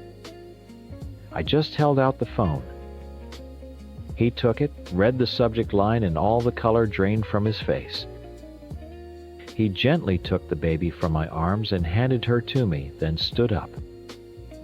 "Let's go to the office." He led the way, shutting the door behind us. The sounds of the cartoons were muffled now a world away. We sat in front of the computer side by side, not touching. He put my daughter times our times daughter in the bassinet next to the desk. He logged into the website with steady hands I didn't understand. I felt like I was going to throw up. The page loaded full of charts and percentages. My heart was a drum against my ribs. David clicked on DNA relatives. And there it was. Not his name, not the man from the bar, but a name listed as a first cousin. A woman. Below her name was a projected age and a location. Not Philadelphia, but close. My breath hitched. It was real. A real person, a real family connected to my daughter. David was silent for a full minute, just staring at the screen. I expected him to get up and leave. I expected him to finally yell. Instead, he just let out a long, slow breath. "Okay," he said, his voice flat. "This is the first step." He clicked on her profile. There was a picture. A smiling woman who looked nothing and everything like the man I barely remembered. And there was a button. Message. "I can't," I whispered. "David, I can't do this." He turned to look at me, and for the first time, I saw the cracks in his composure. His eyes were bloodshot. "We have to," he said, his voice raw. "This isn't about us anymore. This is about her. She needs this. She needs to have the option to know." He took the keyboard. "What do we say?" I was useless, a frozen statue of guilt. He did it himself. He typed out a message, his fingers moving slowly but deliberately. It was short, polite, and devastating. He explained that we believed her first cousin was the biological father of our newborn daughter, born on this date. He said we were seeking medical history, and if the father was willing a line of communication for the child's sake. He didn't use my name. He just said, "her mother." He read it out loud to me, asked if it was okay, and I just nodded, unable to form words. He hit send. The waiting was the worst part of my life. Every buzz of my phone made me jump. For 2 days there was nothing. We moved around each other like ghosts in the house, the unspoken thing hanging in the air between us. David was quiet, but he was still there. He'd take the baby for hours so I could try to sleep. He'd make sure I was eating. He was taking care of me while we waited for the grenade I'd thrown into our lives to finally explode. Then on the third day I got an email. It wasn't from the cousin. It was from a man. The subject line was just my daughter's name. My heart stopped. He said his cousin had forwarded him the message. He said he was shocked. He said he remembered that night in Philadelphia. And he gave me his phone number. He said to call him when I was ready. I showed the email to David. He read it, then looked at me. "We should call him together," he said. An hour later, we were back in the office, the baby asleep in her bassinet again. David was sitting next to me, the phone on speaker between us on the desk. My hand was shaking so badly I could barely dial the number. It rang twice. "Hello," a voice said. The voice from the bar. I froze. David reached over and squeezed my arm, a silent command to speak. "Hi," I croaked. It's me. From Philadelphia." There was a long pause. "Wow. Okay. Hi." He sounded normal. Not angry, not scary. Just like a guy who just had his world turned upside down. "My name is Marcus." And then I had to tell the story. With my husband sitting next to me, I had to explain that I was married, that I had gone home and discovered I was pregnant, and that I had a daughter. A beautiful, healthy little girl. David didn't say a word. He just sat there, a pillar of impossible strength, while I confessed my failure to the stranger I had shared it with. Marcus was quiet for a long time after I finished. "A daughter," he finally said, his voice thick. "Is she okay?" "She's perfect," David said, speaking for the first time. His voice was steady and clear. It made Marcus jump on the other end of the line. This is my husband," I stammered. The silence that followed was heavy enough to crush a building. "Look," David said, taking charge. "I know this is a shock.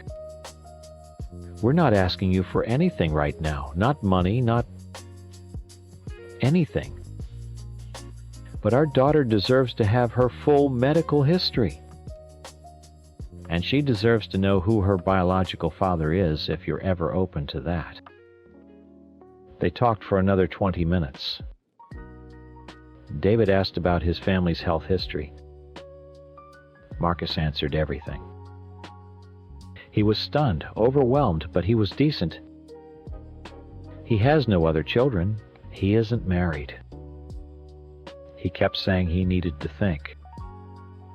He promised to send a detailed family medical history. Before he hung up, he asked one more question. "What's her name?" I told him. He repeated it softly, then said, "Goodbye." The call ended. The room was silent again. The awful, suffocating silence. David didn't look at me.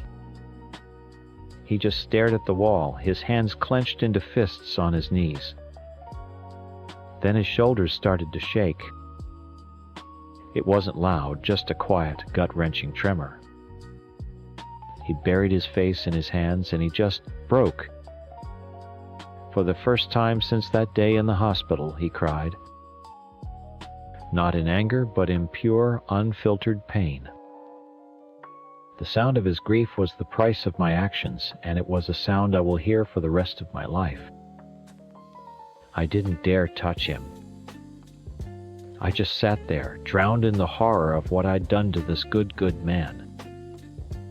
He is filing for divorce, but he still sat by my side and helped me contact my affair partner for the good of a child that isn't his. He absorbed that blow for her and for me. That was a week ago. Marcus sent the medical history. David is talking about setting up a trust for her in case Marcus ever wants to contribute.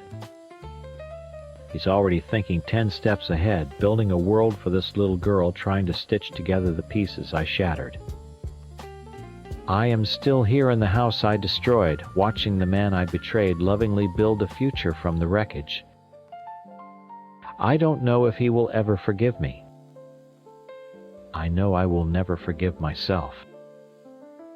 All I can do now is try to be the mother my children deserve, and honor the grace of a man who has shown me a love I never earned, and a kindness I will never be able to repay. I'm probably the bad guy in my husband's story. I know I am. The wife who wanted an open marriage and then couldn't handle it when he found someone. It's an easy story to tell, and it makes me sound awful. Maybe I am. But it wasn't that simple, and I just need to explain my side. Just once. I loved my husband.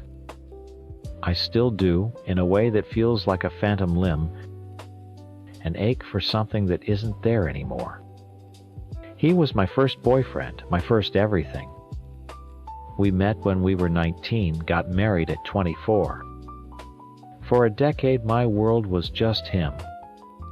He was my best friend, my family, my entire social circle. And for a long time, that was more than enough. It was perfect. Our life was comfortable, quiet, and safe. But then I got a new job. It was my first time working in a real office environment with a team. Mostly women. And they would talk. Over lunch, they'd tell stories about their lives before they were married or about their crazy dating experiences. They had stories about backpacking through Europe, disastrous one-night stands, messy breakups, finding themselves in a new city. They had lived. I'd just sit there smiling and nodding with nothing to add. What was my story? I met a boy, fell in love, and that was it. The end. When they talked, I felt this awful burning jealousy. It felt like they were all whole people and I was just one half of a couple. My identity was his wife. That was it. I felt like my world, which was supposed to get bigger as I got older, had shrunk to the size of our 2-bedroom apartment. My new manager, Mark, was the first person who seemed to see times me asterisk. Not the wife, not part of a pair, but just me. He'd ask for my opinion in meetings and actually listen. He'd laugh at my dumb jokes. He told me I was sharp and had potential. He made me feel interesting. It started with lunches with the team, then just coffee with him to talk about work projects. It was innocent, but it felt like a window had been thrown open in a room I didn't even realize was stuffy. The idea of an open marriage came from my new friends. They talked about it like it was this modern, enlightened way to be. A way to have security and also freedom. The idea got stuck in my head. I didn't want to leave my husband.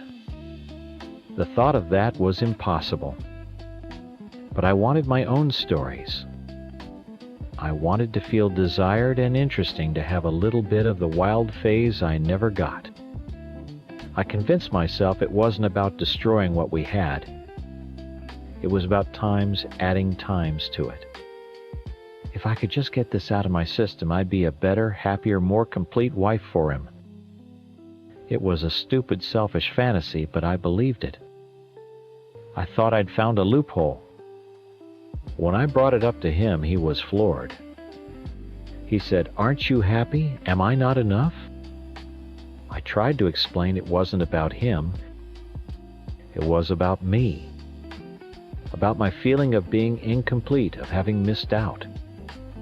I sold it as an adventure we could both have. He was reluctant, so reluctant. It took weeks of convincing. I hate myself for this, but I pushed him. I made him feel like he was being old-fashioned, like he was holding me back.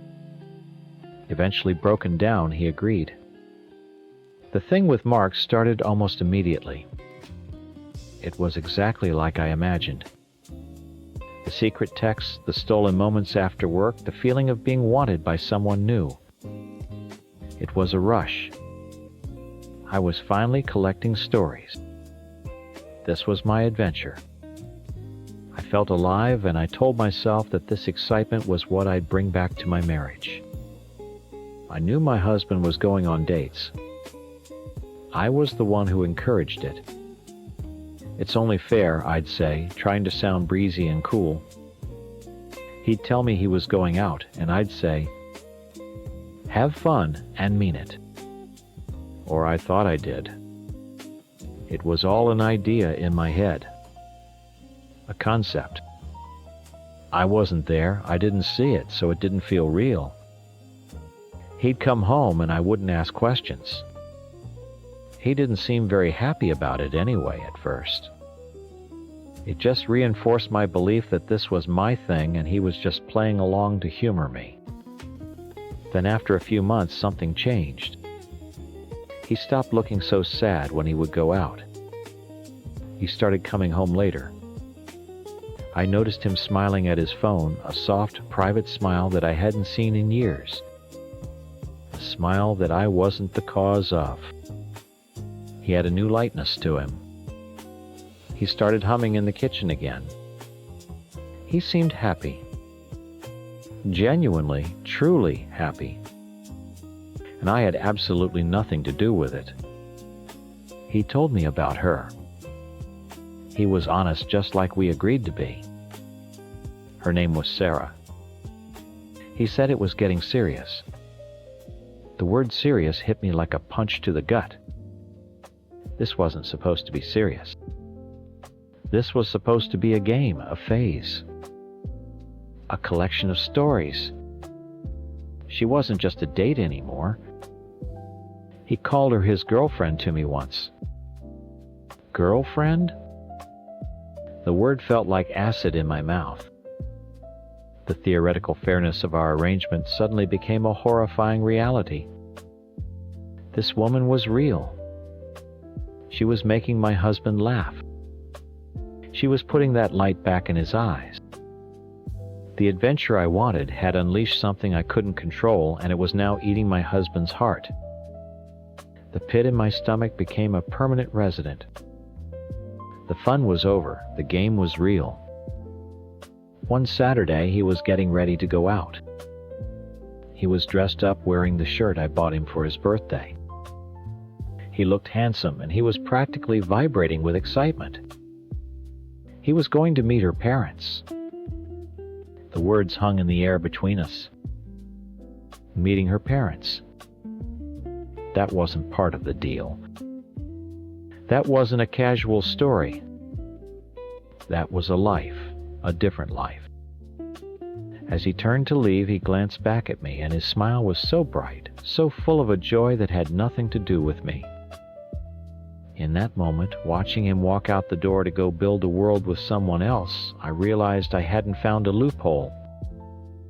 I had signed an eviction notice for my own heart. The door clicked shut, and the silence in our apartment was suddenly deafening. He was gone. Gone to meet her parents. The thought repeated in my head each time, a little louder, a little more hysterical. This wasn't a fling. This wasn't an experience. He was building a life, and I had handed him the hammer and nails. I sank onto the sofa, the same sofa where I had convinced him this was a good idea, and felt the full weight of my stupidity crush me. The next few days were a blur of panic. I tried calling one of my work friends, the one who was the biggest cheerleader for this whole mess. I was crying, trying to explain that this had gone too far, that he was slipping away. She was quiet for a moment, and then said with a kind of casual cruelty, "Well, from what you've said, it looks like his lover makes him happy." "Isn't that what you wanted?" The line went dead in my ears. The spell was broken. I wasn't a modern woman on an adventure. I was the fool who'd sent her own husband into the arms of another woman. That was it. I decided I was going to fix it. I was going to win him back. I went into overdrive. I cleaned the entire apartment until it gleamed. I cooked his favorite meals, the complicated ones I hadn't made in years. I'd wait up for him wearing something nice, trying to be the fun, affectionate wife he'd married. But I was trying to patch a sinking ship with masking tape. He was polite but distant. He'd thank me for dinner and then retreat to his phone, a small, sad smile on his face, as he texted her. He was living in our home, but his heart had already moved out. The breaking point came about a week later. He came home from a night with Sarah, and I was waiting for him. I couldn't take it anymore. "We have to stop this," I said, my voice shaking. "I want to close the marriage. Now." He looked at me, his face tired. "You can't just do that. It's not a game you can just declare over when you're losing." "I'm not losing," I shot back, my voice getting louder. "I'm choosing us. I choose our marriage." "You chose this," he said quietly.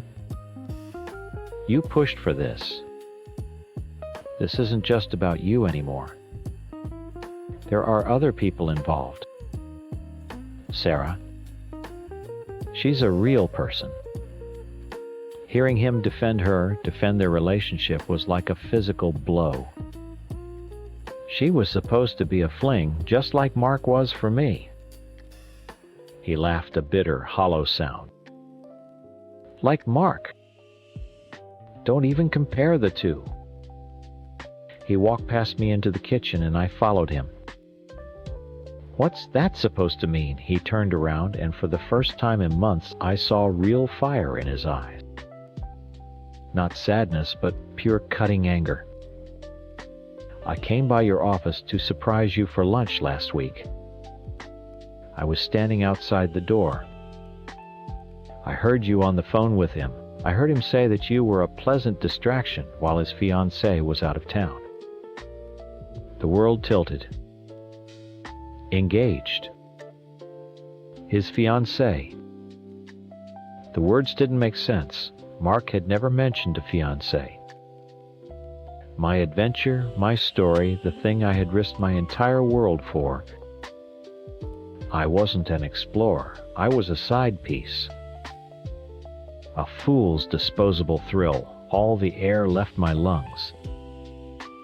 My desperate attempt to fix us to be the perfect wife was built on the foundation of a pathetic lie I had told myself. I saw it all with horrible clarity. He saw the look on my face, and his anger just dissolved, replaced by a deep, weary pity. That was worse. "I want us back," I pleaded, tears streaming down my face. "I'll do anything." He just shook his head slowly. "The us you want is gone. You burned it down for him." The unfairness of it all, the shame it all boiled over into a scream. "What does she give you that I can't?" It wasn't really a question. It was the howl of an animal caught in a trap of its own making. He looked at me, his eyes empty of the love that used to be there. All I saw was a hollowed-out space. She never made me feel like I wasn't enough. We started marriage counseling after that. I thought if I could just lay all the ugly truth out, he would see how sorry I was and we could rebuild from the wreckage. In that sterile little office, the confessions poured out of me. I told him everything. How insecure I was, how my friends and Mark had influenced me, how I'd used the open marriage as a shortcut to feel special. I cried and I begged. He just sat there nodding. His eyes were numb. He was listening to the facts of a case that was already closed. The love wasn't there anymore. I tried to undo the damage. I quit my job the next day. I couldn't stand to be in that building to see Mark's face.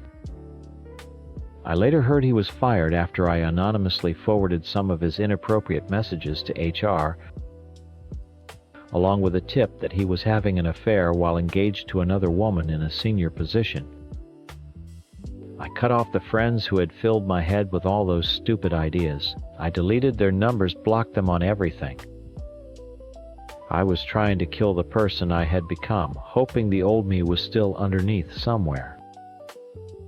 It didn't matter. 2 weeks later, he told me he was moving out. He'd found an apartment. He packed his things on a Saturday the same way you'd pack for a business trip. Methodical, quiet, efficient. I just stood in the doorway of our bedroom, watching him fold the shirts I'd bought him the life we'd built together, being sorted into cardboard boxes. When he was done, he walked to the door. I didn't try to stop him. There was nothing left to say. He looked at me one last time with a kind of final, exhausted sadness. "Goodbye," he said, and then he was gone. Now I'm here in our apartment that is now just my apartment. It's quiet all the time. I have so many stories now. I have the story of how I convinced my husband to let me sleep with my boss. I have the story of how that boss was an engaged liar. I have the story of watching my husband fall in love with another woman. And I have the story of how I stood by and did nothing while he packed up our life and walked out the door forever. I wanted to feel like a whole person. I thought new experiences would complete me. but all I did was trade a kingdom for a handful of cheap trinkets. And now I'm standing in the ruins, completely and utterly bankrupt. I got my stories. I just wish I had someone to tell them to. My husband John probably posted his side of the story somewhere. I'm sure in his version I'm a cheating, plotting monster who destroyed our marriage for no reason. He's the victim. The good guy who came home early to surprise his wife, only to find her with another man. I know how it looks. But you don't know the whole story. You don't know what it's like to be erased little by little over 31 years. John and I have been married since we were 24. For all of those years, my life has revolved around his career. He works for a huge company, and his ambition has always been the engine of our family. When the company said jump, he asked how high, and I was the one who had to pack the boxes. We moved 4 times in our first 10 years together. Each time I left behind a job, I was just starting to like friends I had just made and the family I was already hundreds of miles away from.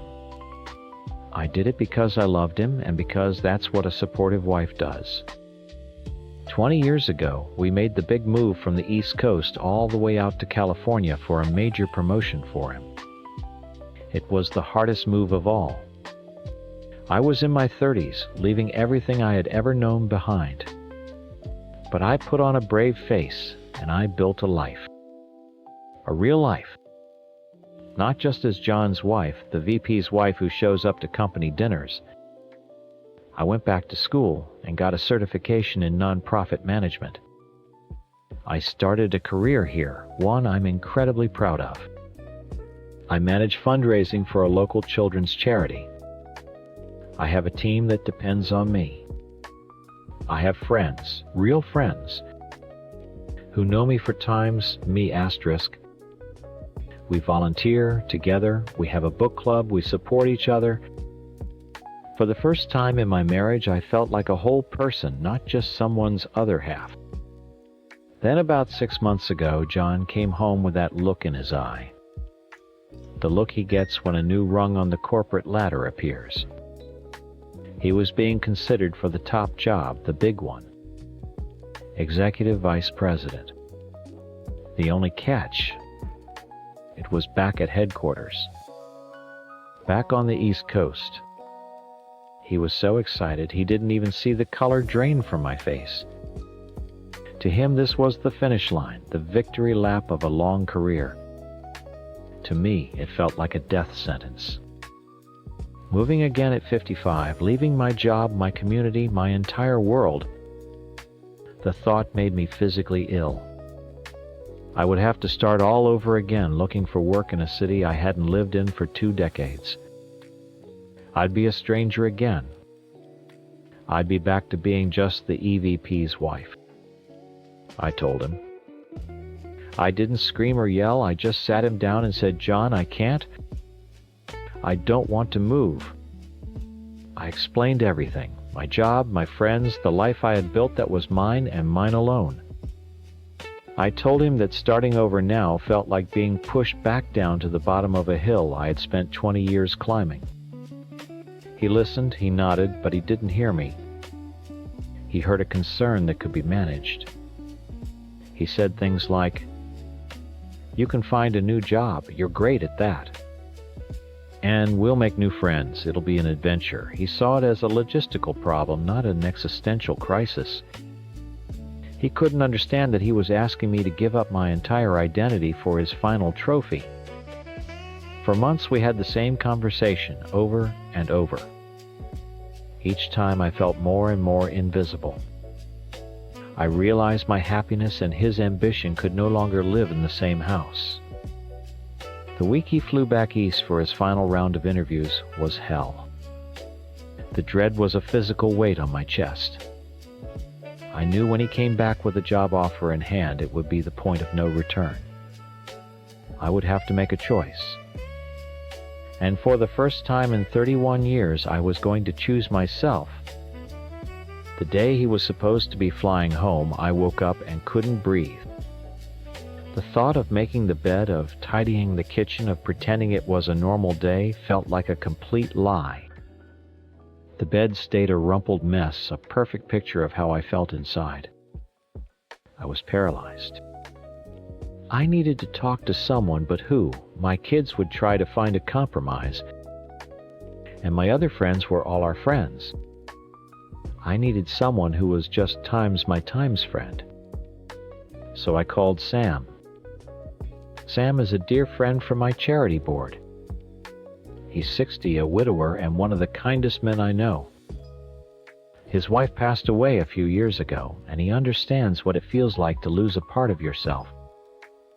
He's my friend in my world, and he always just listens. I asked if he could come over. I told him I was falling apart and I needed to talk before John got home. He came right over.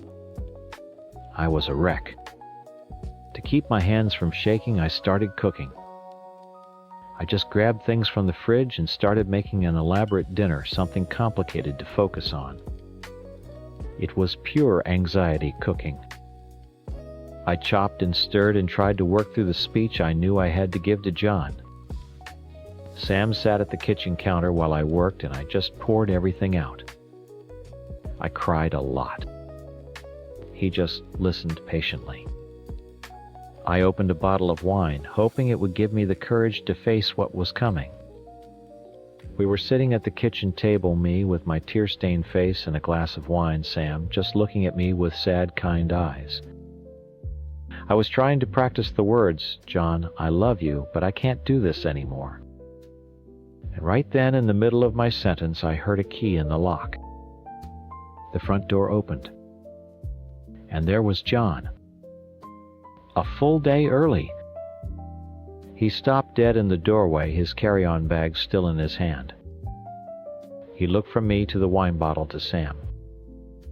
Then his eyes scanned the room, taking in the unmade bed visible down the hall, the big elaborate dinner cooking on the stove. His face, which had been smiling, hardened into something I had never seen before. It was a mask of pure fury. He didn't see a wife in crisis. He saw a crime scene. "What the hell is this?" he said, his voice dangerously low. Before I could even find my voice to explain, he dropped his bag and took a step forward, pointing a shaking finger at Sam. "What is he doing here?"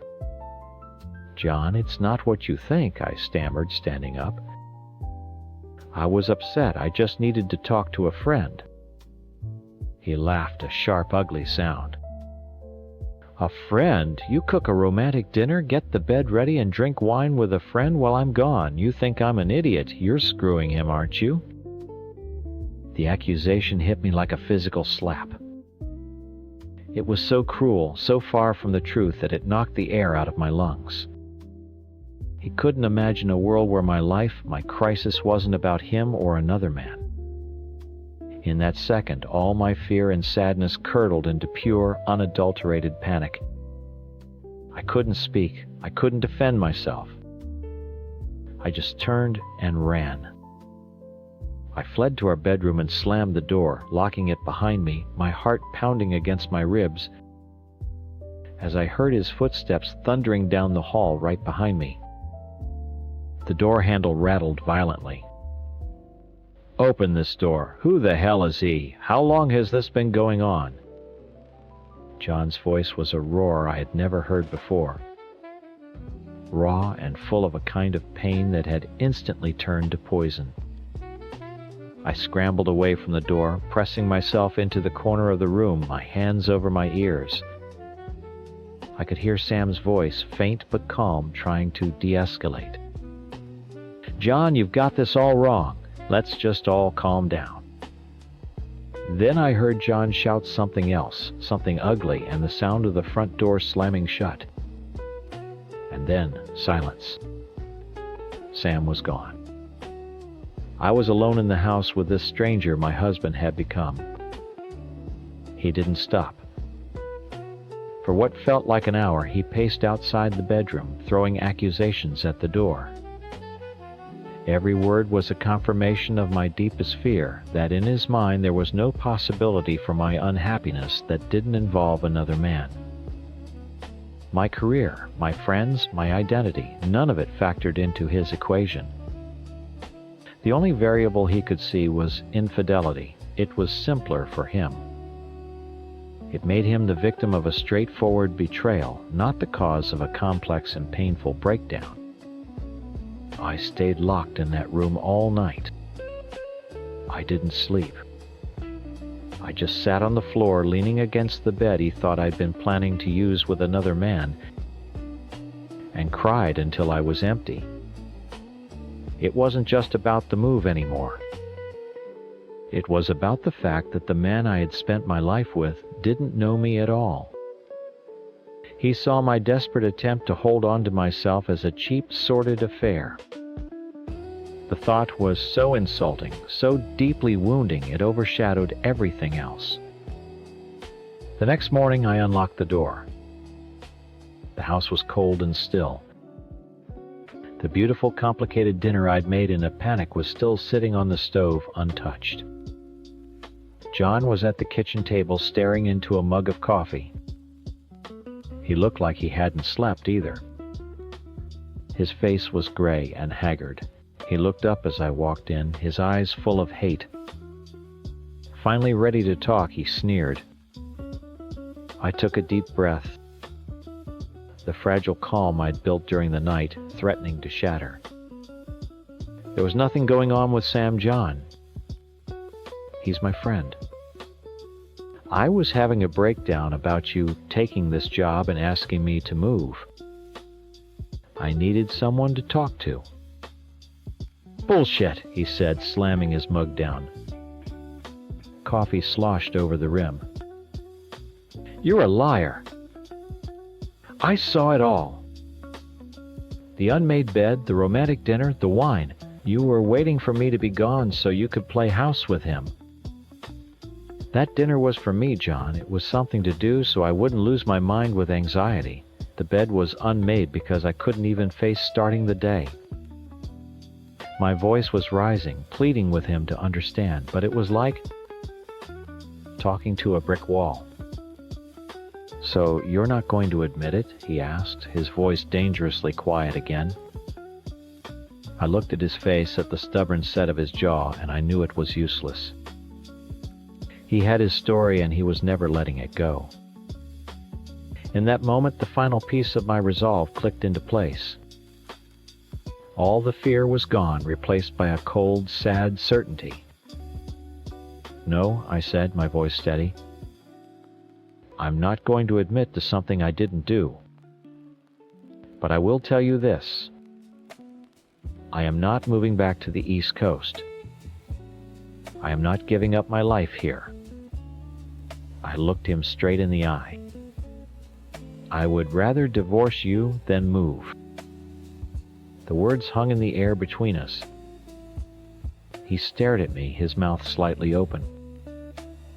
I think for the first time he realized this wasn't just about Sam. But he couldn't let his narrative go.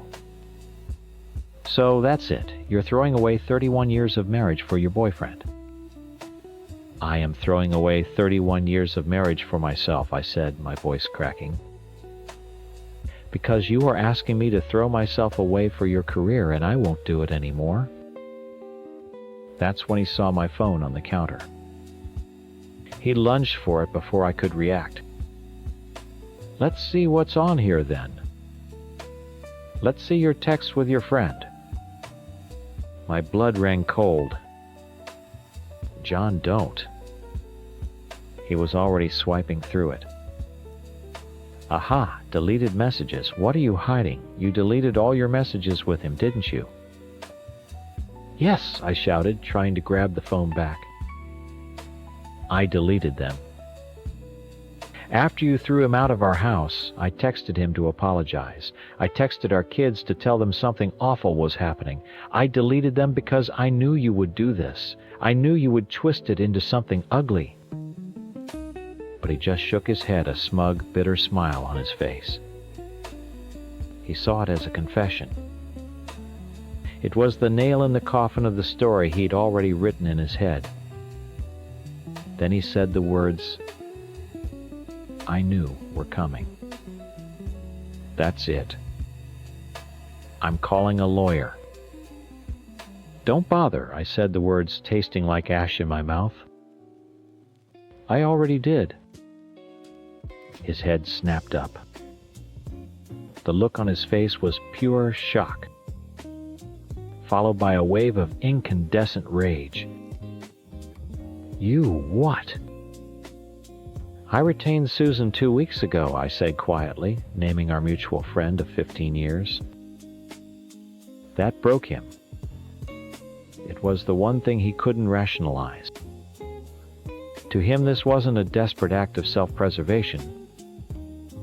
This was a long, calculated plan. A conspiracy. My panic, Sam, the dinner, it was all now part of a meticulous plot to ambush him. My retaining a lawyer wasn't a shield. It was a sword I'd been sharpening behind his back. He just stared at me, his eyes blank. All this time, he whispered, "You were planning this." He walked out of the kitchen, packed a bag, and left without another word. He sees me as a villain who cheated and plotted against him. His friends, his family, they'll all hear his version and they'll believe it because it's a simple, easy story to understand. Betrayal is always easier to swallow than the messy, complicated truth that a 3-1-year marriage died because one person wanted a trophy and the other just wanted to exist. The truth is much sadder than his fiction. I'm not a cheater. I'm just a woman who, after a lifetime of packing boxes for someone else's dream, finally refused to be packed away herself. I don't know why I'm writing this, except that I feel like I'm going crazy. In my own home, you try your whole life to do the right thing, to be the responsible one, and this is what you get. This is the thanks. For 25 years, I have been the heart of this house. My older brother, he's the man of the house, sure, but what does that even mean? It's me who makes sure things run. It's me who takes care of our mother, my mother who is old and needs constant attention. It's me who raises my 2 children, who makes sure my husband has a clean shirt for work. I manage Mama's small government stipend, and let me tell you, stretching that money to cover her medicine and her special foods and everything else is a full-time job. It's a thankless, invisible job, and I do it every single day. Then my niece came back. We took her in, of course. She was 19 pregnant, and the father was nowhere to be found. She made a terrible mistake, and family is family. So we took her and her little girl in. We gave them a room, a roof, food. We gave them a safe place when she had brought shame on us. For a few years it was fine. She was quiet, grateful. She knew her place. But then she got this job. Some fancy office thing with a good salary. And everything changed. Slowly at first, then all at once. Suddenly, she wasn't the grateful little girl anymore. She was the one with the money, and she started acting like she owned the place. It started with the electricity bill. One day she just announced, "Don't worry about the electric anymore, Auntie, I've got it." It wasn't a question, it wasn't an offer. It was a declaration. It sounds nice, doesn't it? A big help. But it wasn't. It was a power move. Now every time I flip a light switch, I feel it. That little string she has attached to me, to all of us. It's not help, it's a leash. She pays the water bill sometimes too, whenever she feels like reminding us that she's the one keeping the taps on. Then she started with my children.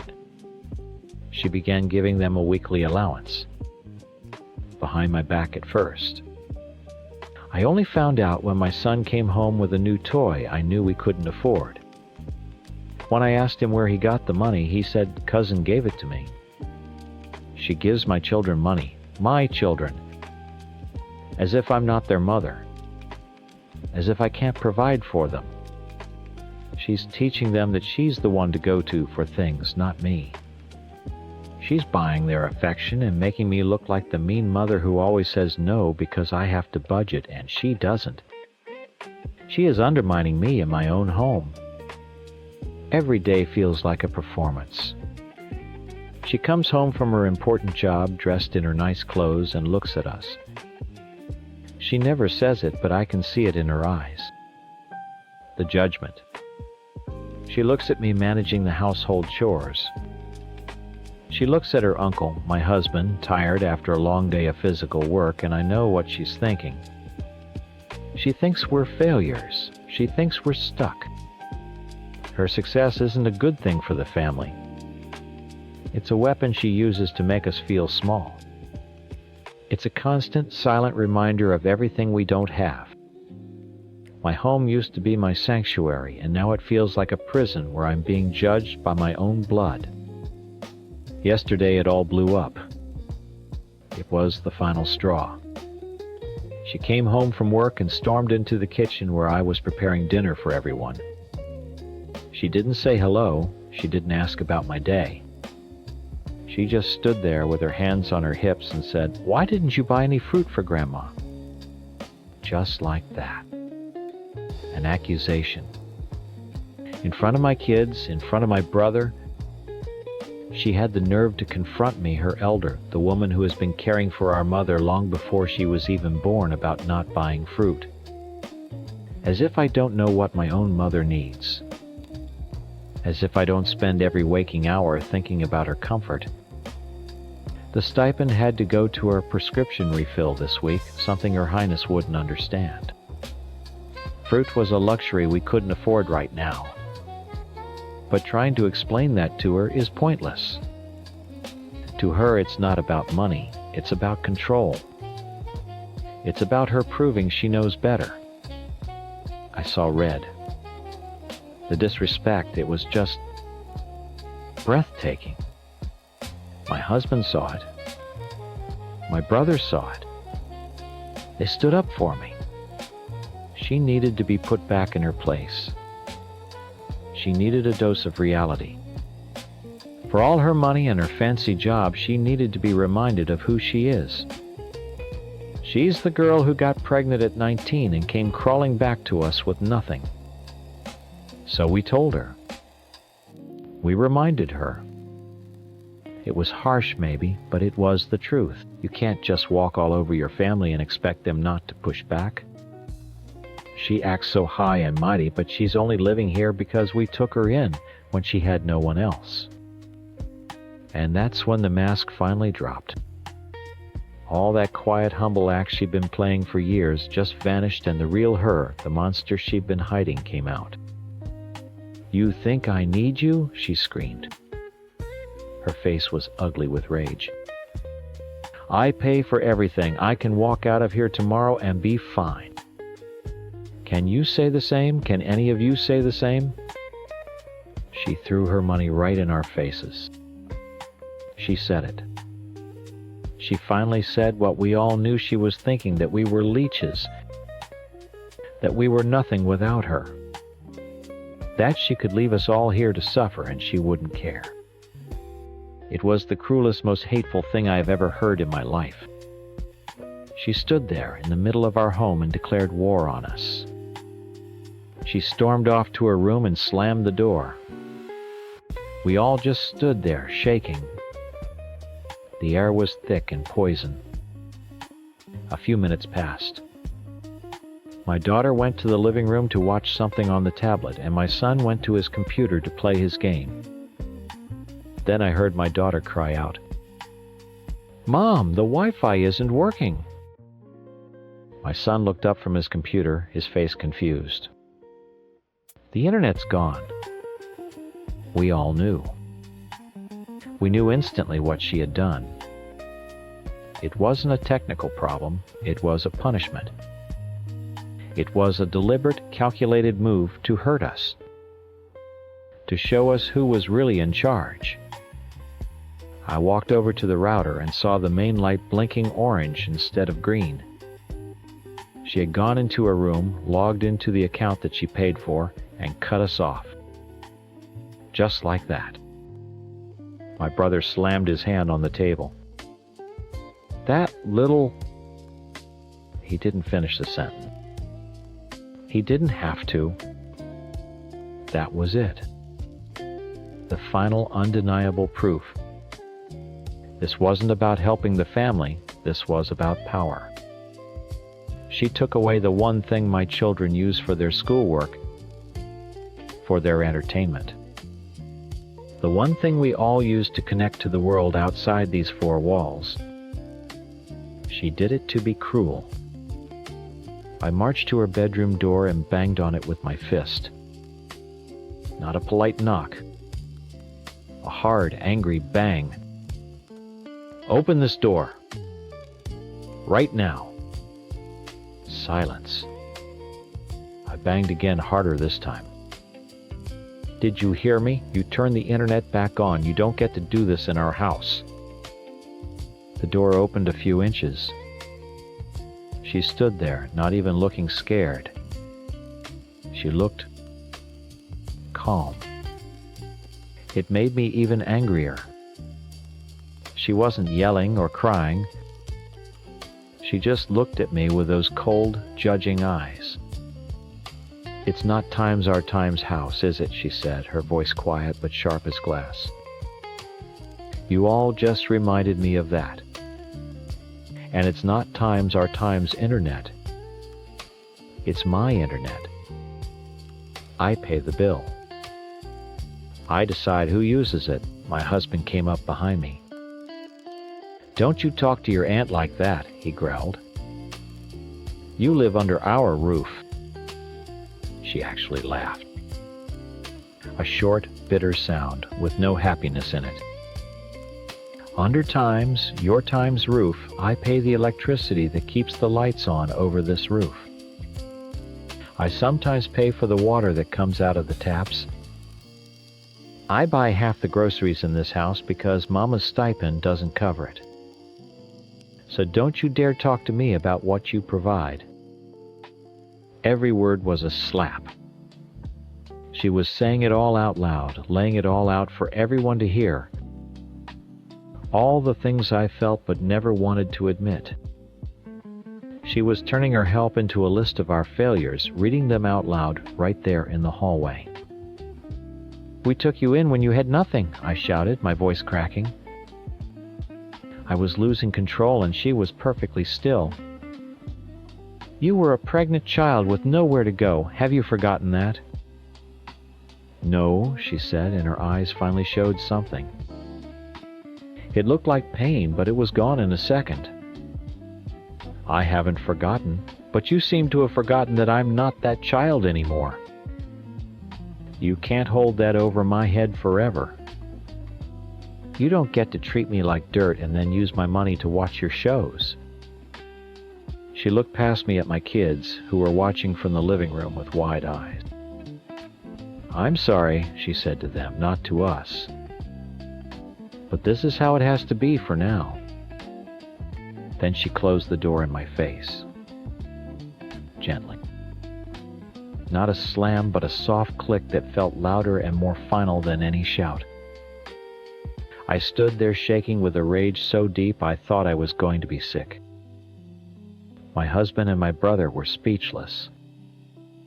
She had won. With a few quiet words and a changed password, she had taken all the power in the house and left us with nothing.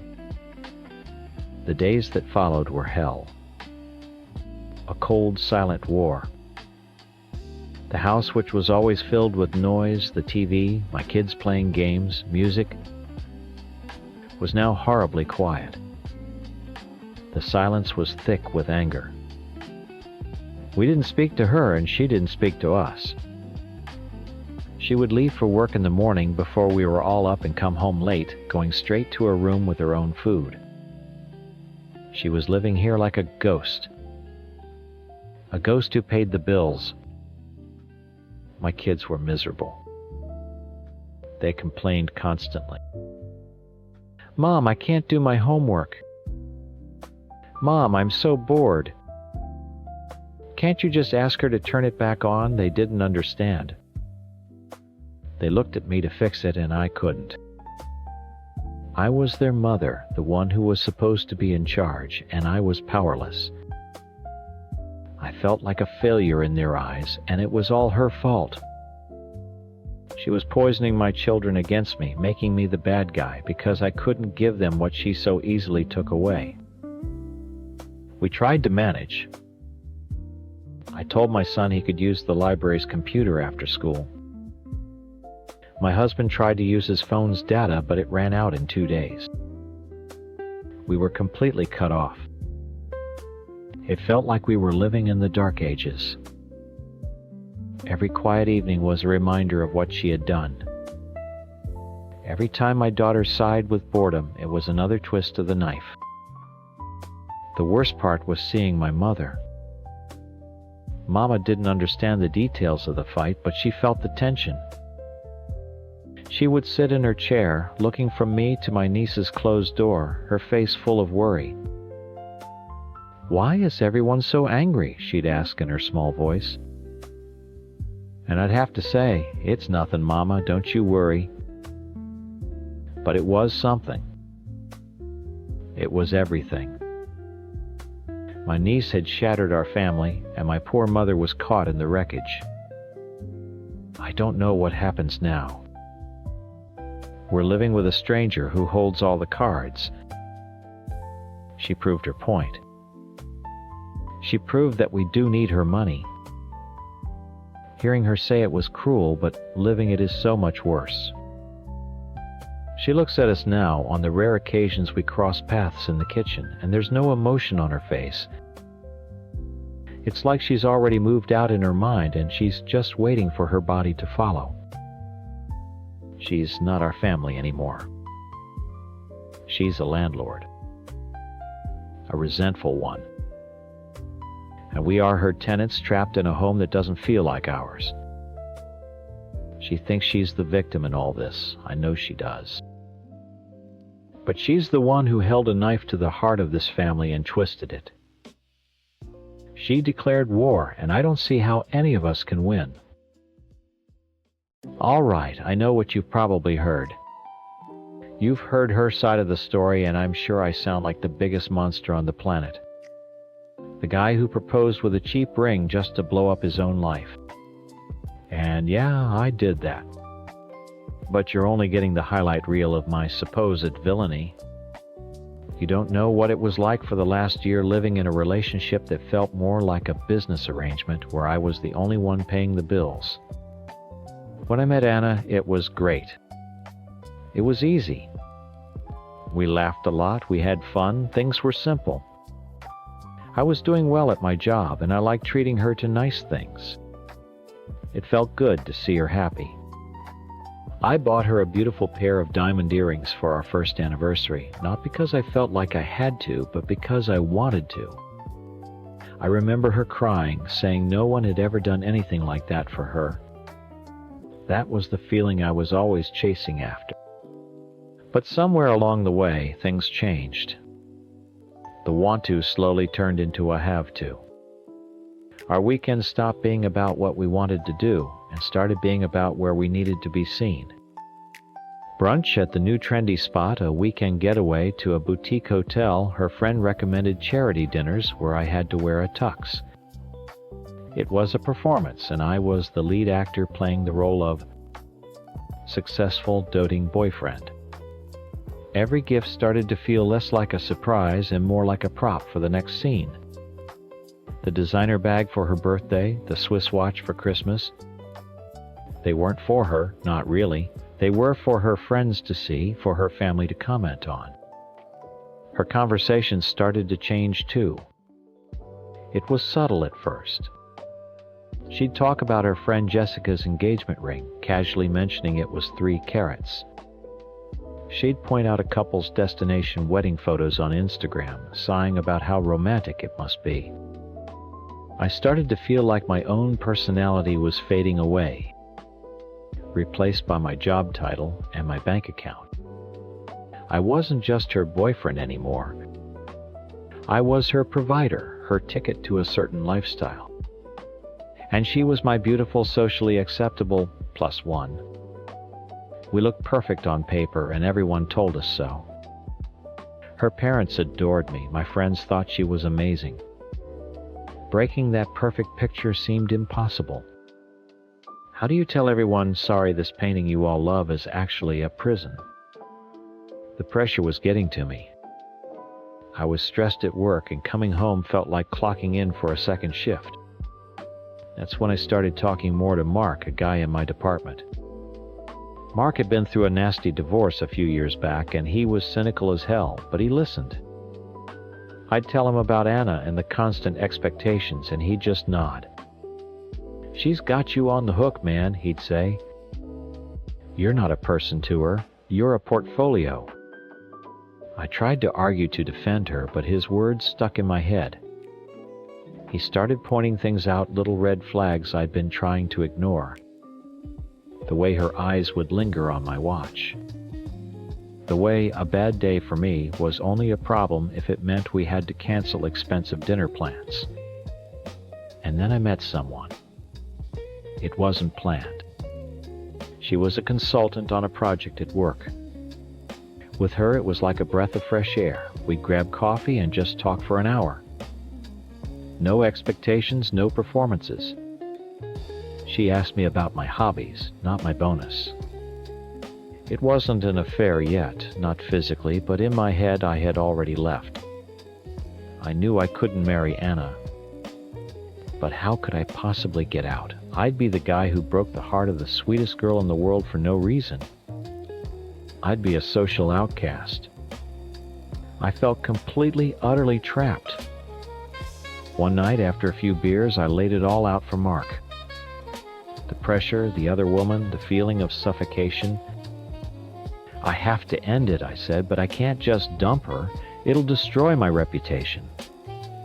Mark swirled his beer and looked at me. "If you think she's about the money, prove it," he said.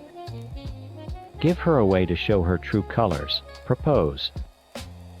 But do it on your terms. Test the theory." The idea was disgusting. It was manipulative. And in that moment it felt like the most brilliant plan I had ever heard. It was a way out where I wouldn't be the bad guy. I'd be the victim. The next day I went online. I scrolled past all the jewelers I had bookmarked, all the ones Anna had casually pointed out. I typed cheap engagement rings into the search bar. I found a site with questionable reviews and found a little silver-colored stacker ring with a tiny chip of something that was probably glass. It was $150. It was perfect. Hitting buy made my stomach clench, but it also felt like I was buying my freedom. I planned the proposal for the following weekend at the Botanical Gardens, one of our first date spots. I put on the suit, I said all the right words, I got down on one knee. The whole thing felt like I was watching a movie of someone else's life. When I opened the little velvet box, I saw exactly what I was hoping for, and it still made me feel sick. Her smile froze for a split second. Her eyes, which should have been filled with tears of joy, were filled with confusion. They flickered from the pathetic little ring back to my face, as if searching for an answer or a punchline. "Yes," she whispered, her voice a little shaky. "Of course, yes." But the damage was done. I saw it. The next few days were the worst, most agonizing part of the whole thing. It was a slow-motion car crash. I watched her try to show the ring to her mom over FaceTime, her hand trembling slightly as she held it up to the camera. I saw her mom's face twist into a polite, pained smile. I heard her on the phone with her best friend, her voice low. "I just don't understand," was all I could catch. She started forgetting to wear it at home, saying it might get damaged when she was cooking or cleaning. Every excuse was another piece of evidence. She didn't confront me. She didn't yell or cry. She just let it sit there between us, a toxic little secret poisoning everything. She was stewing, letting the resentment build over a piece of metal. Mark was right. She was showing her true colors. She was failing the test spectacularly. Then, 4 days after the proposal, she walked into the living room while I was watching TV. She had a serious look on her face, a look I knew all too well. It was her we need to have a serious talk face. My heart started pounding, but not with fear, with anticipation. She sat on the couch across from me, folded her hands in her lap, and took a deep breath. "Honey," she started, her voice calm and measured. "I'd like to talk about the ring." That was it. That was the line. The 4 days of silent tension, the pathetic smiles, the whispered phone calls, it all led to this. A wave of pure, absolute relief washed over me. The waiting was over. The game was up. I had my proof. I didn't let her finish her little rehearsed speech. I didn't want to hear her careful, gentle explanation about symbolism or what the ring times meant times to her. I already knew what it meant. It meant $150. "Talk about the ring," I said, standing up. I couldn't sit still. The energy in the room was electric. "You want to talk about the ring now? It's been 4 days, Anna. 4 days you've been walking around here with a long face, hiding it from your friends, barely able to look at me." Her calm expression faltered. "That's not." "Isn't it?" I started pacing. All the frustration, all the resentment from the past year, it was all bubbling up, and I was ready to let it pour out. "You didn't say anything when I put it on your finger. You didn't say anything when you saw your mom's disappointed face on FaceTime. You waited. You let it eat at you. You know why? Because you were weighing your options. You were wondering if a lifetime with me was worth starting with times on your finger." Tears welled up in her eyes. "How can you say that? It was a shock. I just needed time to process." "Process what?" "The price tag," I laughed, but it was a bitter, ugly sound. This was the script Mark and I had talked about, the lines I had rehearsed in my head. "This was a test, Anna. A simple test, and you failed it. I wanted to see if you loved me, or if you loved what I can buy you. For 4 days you proved my point. You proved it was always about the money." "A test?" she whispered, her voice cracking. The perfect composure she always had was shattering right in front of me, and it was the most liberating thing I had ever seen. "Yes, a test. I needed to know." I was yelling now. "Do you have any idea what it feels like to be a walking wallet? To know that every nice dinner, every vacation, every gift is just another payment to keep the perfect girlfriend happy? I'm suffocating." That's when I dropped the bomb. It wasn't about guilt. It was about winning. It was about showing her how completely and totally she had lost me. "And you know what? While you were waiting to talk about the ring, I was talking to someone else," I said, my voice dropping, becoming cold and sharp. "I've been seeing someone. Someone who doesn't give a damn what kind of watch I'm wearing or how many carats are in a ring. Someone I can actually be myself with." That was the final blow. I saw it land. The color drained from her face. The tears that had been welling in her eyes now streamed down her cheeks. She looked at me as if I was a complete stranger. "You're a gold digger, Anna," I spat the words out. They felt disgusting in my mouth, but they were my ticket to freedom. You cared more about a piece of jewelry than the man who gave it to you. You ruined this. You did.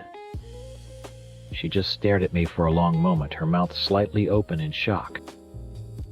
Then, without another word, she stood up, grabbed her purse from the counter, and walked straight out the front door. She didn't even slam it. She just left. I stood there in the silent apartment, my heart pounding in my chest. I expected to feel guilty or sad. I felt nothing but a huge, soaring sense of triumph. It was over. I had done it. I was free. And best of all, I was the one who had been wronged. I was the victim who had discovered his fiancée's true nature just in time. The first person I called was Mark. "She's gone," I said. "Did it work?" he asked. "Like a charm." She waited 4 days to complain about the ring. I told her everything. The test, the other woman. She walked right out. I could hear him smiling through the phone. "Told you, man. You just dodged the biggest bullet of your life. Now, go buy that other girl a drink. You've earned it." Next came the hard part, managing the fallout. I sent a carefully worded text to our mutual friends and to her parents. Asterisk, Anna and I have broken up. I'm heartbroken. I discovered some things about her priorities that I couldn't live with. Please respect my privacy during this difficult time. Asterisk. To my own family and my closest friends, I told the whole story, my version of it. I told them about the pressure, about feeling like a bank account. I told them about the test. I know it sounds crazy, I'd say, but I had to know. And she proved me right. Her whole family was weird about it. It was all she could talk about with her friends.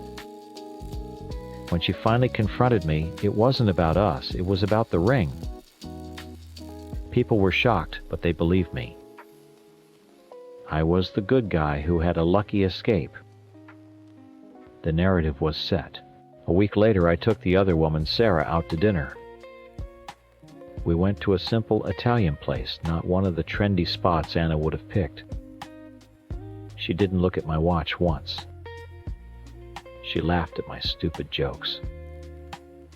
It was easy. It felt real. Looking across the table at her, I felt a twinge of something, but I pushed it down. It wasn't guilt. It was inconvenience. I was annoyed that Anna had forced me to do something so dramatic, so ugly. She had backed me into a corner with her materialism and her expectations. My actions weren't my fault. They were a reaction to the prison she had built for us. I know her side of the story probably makes me sound like a monster. A coward who couldn't just have an honest conversation. But they don't understand. Honesty wouldn't have worked. It would have been months of couples therapy, of her promising to change, of her family and friends pressuring me to forgive her. I would still be trapped. I had to blow up the whole damn thing to get out. My plan wasn't kind, but it was necessary. I'm free now. And when I tell the story, everyone agrees I'm the one who got away. My brother's wife probably thinks I'm some kind of monster. I guess that's fair from her side. But people only ever see the final act. They don't see the year of silent suffering that leads up to it. They don't see what it's like to be me. My name is Michael. I'm an ER doctor. For the last 2 years, that has meant living in a constant state of emergency.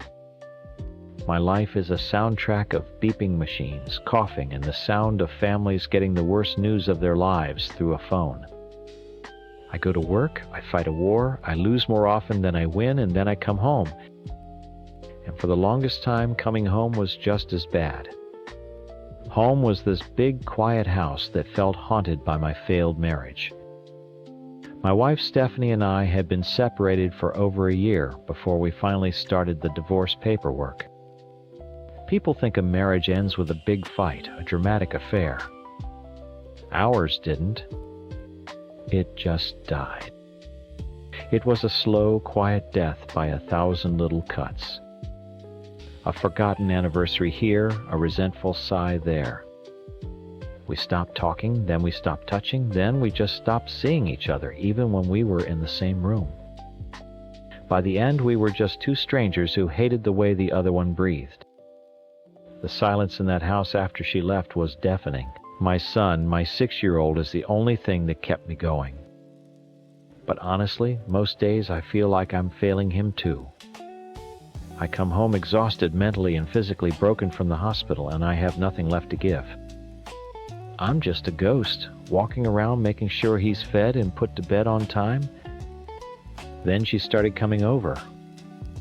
My brother, Greg's wife. When her office went fully remote and my son's daycare closed, it just made sense. She could work from my place and watch him. I've known her forever, since she was just the quiet girl who was friends with Greg's crowd. She was always just there. A steady, calm presence in the background. When Greg married her, I remember feeling this little twist in my gut. It wasn't jealousy. It was more like recognition. Of course. Of course he ended up with her. He found his anchor. Having her in my house changed everything. The silence was gone. I'd come home from a 12-hour shift, braced for that awful quiet, and instead, I'd hear her laughing with my son in the living room. She didn't just put him in front of a TV. She built forts with him. She read him stories. She helped him with his little homework packets. She filled my house with a warmth it hadn't had in years. She brought it back to life. Our interactions were always brief. Hey, thanks again for today. No problem, he was great. His spelling is getting really good. Just logistics about my son. But in those few minutes every evening, as she was packing up her laptop and I was trying to decontaminate from the hospital, I felt more of a connection than I had in the last 5 years with Stephanie. I started living for those 3 minutes. I started seeing the life I was supposed to have, the partner I should have chosen. This wasn't some cheap fantasy. It was a realization.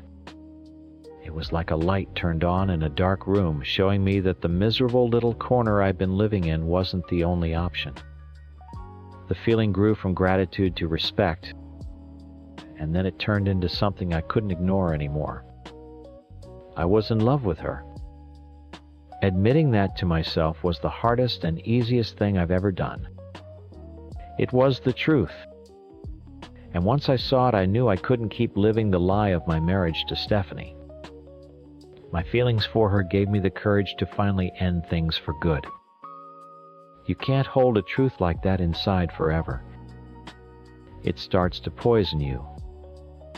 Every time I saw her, it got harder to just say thanks and let her walk out the door. I started reading into things. The way she'd smile when I walked in, a real, genuine smile. The way she'd ask how my day was and actually listen to the answer. I convinced myself she felt it too. How could she not? She was bringing my home back to life, and I was the only thing keeping her from a life of true happiness. She was the peace to my chaos. We were a perfect match, and my brother was just a placeholder from her past. Last week I came home and the pressure was just unbearable. I'd had a horrible day. Lost a patient who was younger than me. I walked in and there she was, humming to herself while she wiped down the kitchen counter. My son was asleep on the couch. The scene was so perfectly domestic, so peaceful. It was everything I wanted. I knew I couldn't let another day go by without telling her. It wasn't fair to me, to her, or even to Greg. Everyone deserved to know the truth. My heart was beating out of my chest as she started gathering her things. "Don't go yet," I said.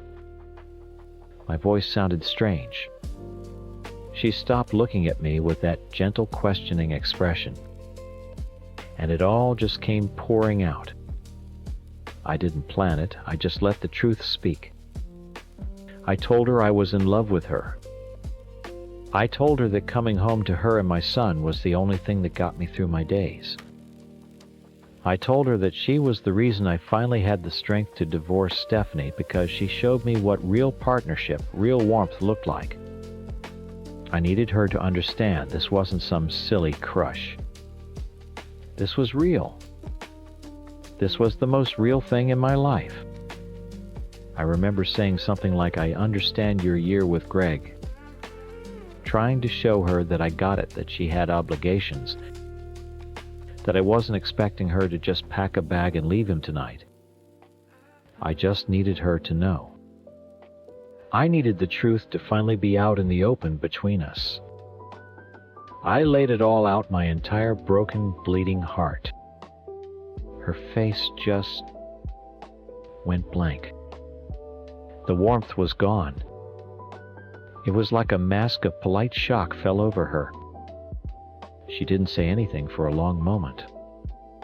Then she just shook her head a little, mumbled something about Greg needing her home for dinner, and she was out the door before I could say another word. She fled. At first I told myself it was fine. Of course she was shocked. I had just dropped a bomb on her life. She needed time. She needed space to think, to process what this meant for her, for us. To let what her heart was feeling catch up to the reality of her situation. So I gave her space. The next day she texted, *, so sorry, can't make it today, swamped with work. *. The day after that, another excuse. It's been a week now.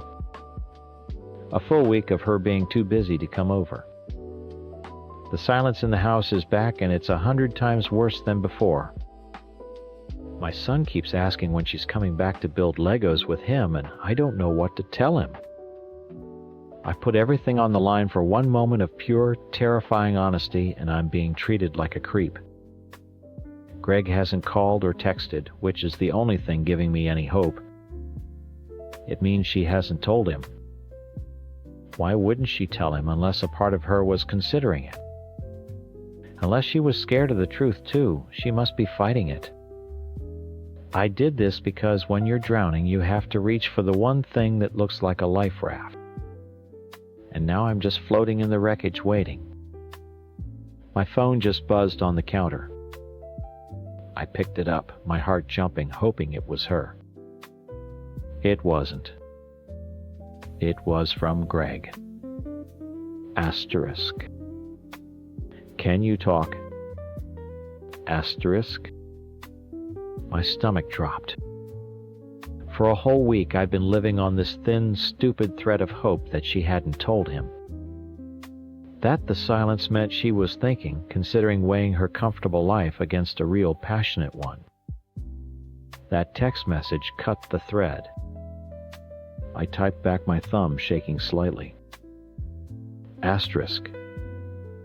Yeah. I can talk. *. I suggested he come over. I don't know why. Maybe I thought if he saw the space where she had brought so much life, he'd understand. Maybe it was a punishment for myself. My phone rang almost immediately. It wasn't a call, it was another text. *. No. I'm not coming to your house. Meet me at the park by the river in an hour. *. The coldness of it was a slap in the face. We'd been brothers for 38 years. We didn't meet in parks. We went to each other's houses. This was different. This was a business meeting for the end of a relationship. When I got there, he was already on a bench staring at the water. He didn't look angry, not in the way I expected. He just looked tired. Old.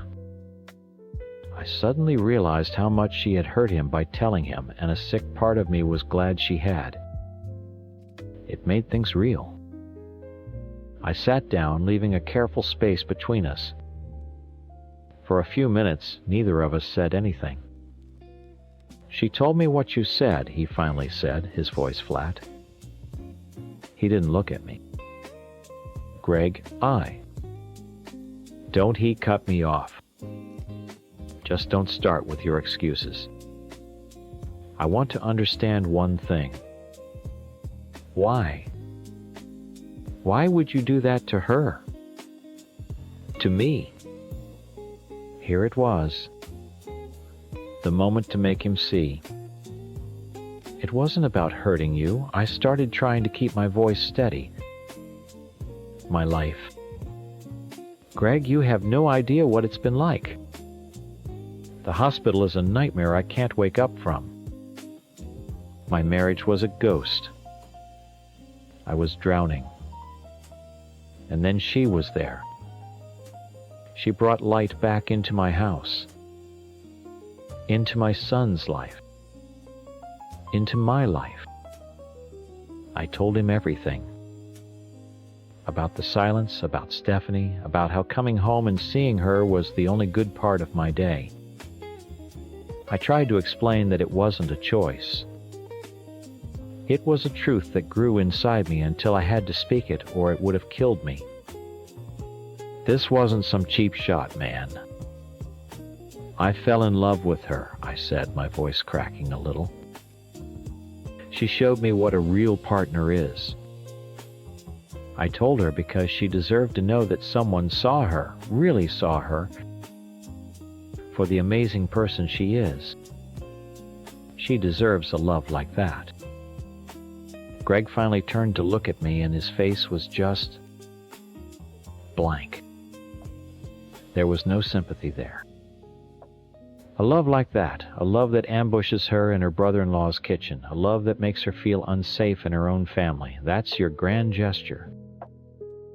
You don't understand. No, Michael, you don't understand. His voice was suddenly sharp-cutting. You think you're the hero of some tragic romance. You're not.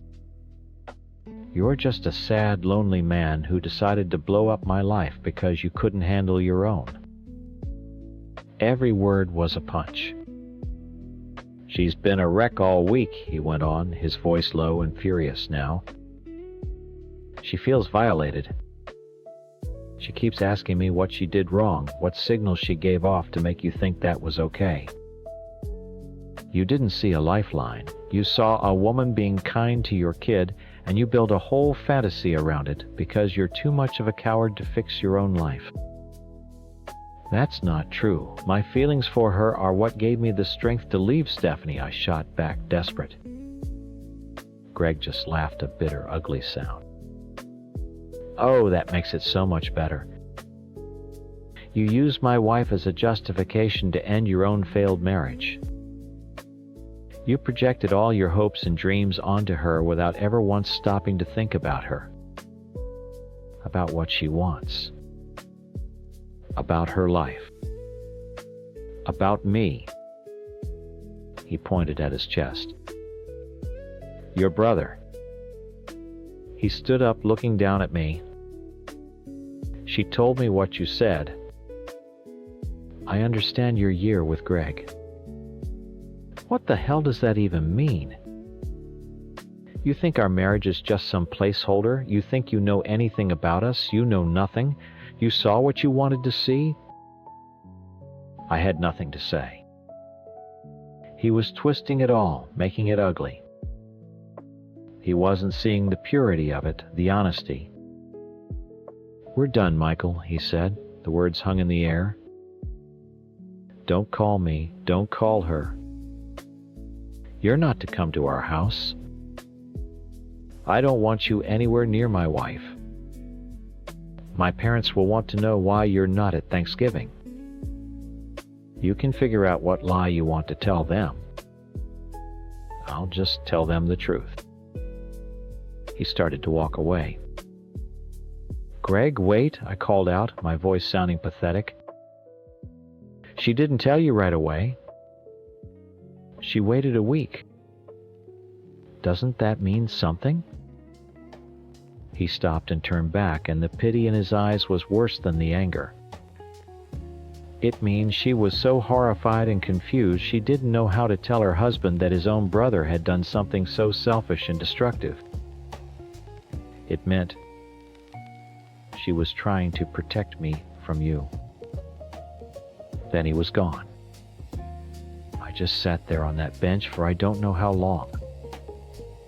The world I had built in my head, the one where she and I would eventually find our way to each other, had been bulldozed in 5 minutes. It's been a few weeks now. The silence in my house is a physical thing. It has weight. It presses down on me. My son still asks about her. "Is she still busy at work, Daddy?" he asked last night.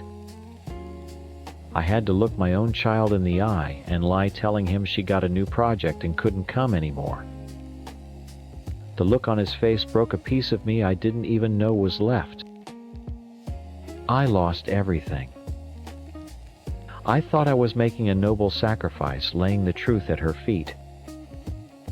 But I didn't just lose her. I lost my brother. I lost the last bit of family I felt connected to. I destroyed the one peaceful thing in my life because I couldn't stand to see it from a distance. I had to try and own it. I know I'm supposed to feel guilty. I know I'm supposed to see myself as the villain they think I am. And sometimes in the middle of the night I do. But mostly I just feel angry. Angry that she wasn't brave enough. Angry that Greg couldn't see past his own pride. I showed her a door to a better life, a life of real passion, and she was too scared to even look through it. I was drowning and I reached for the life raft. It's not my fault they decided to chop it up for firewood. It's not my fault they chose to let me sink.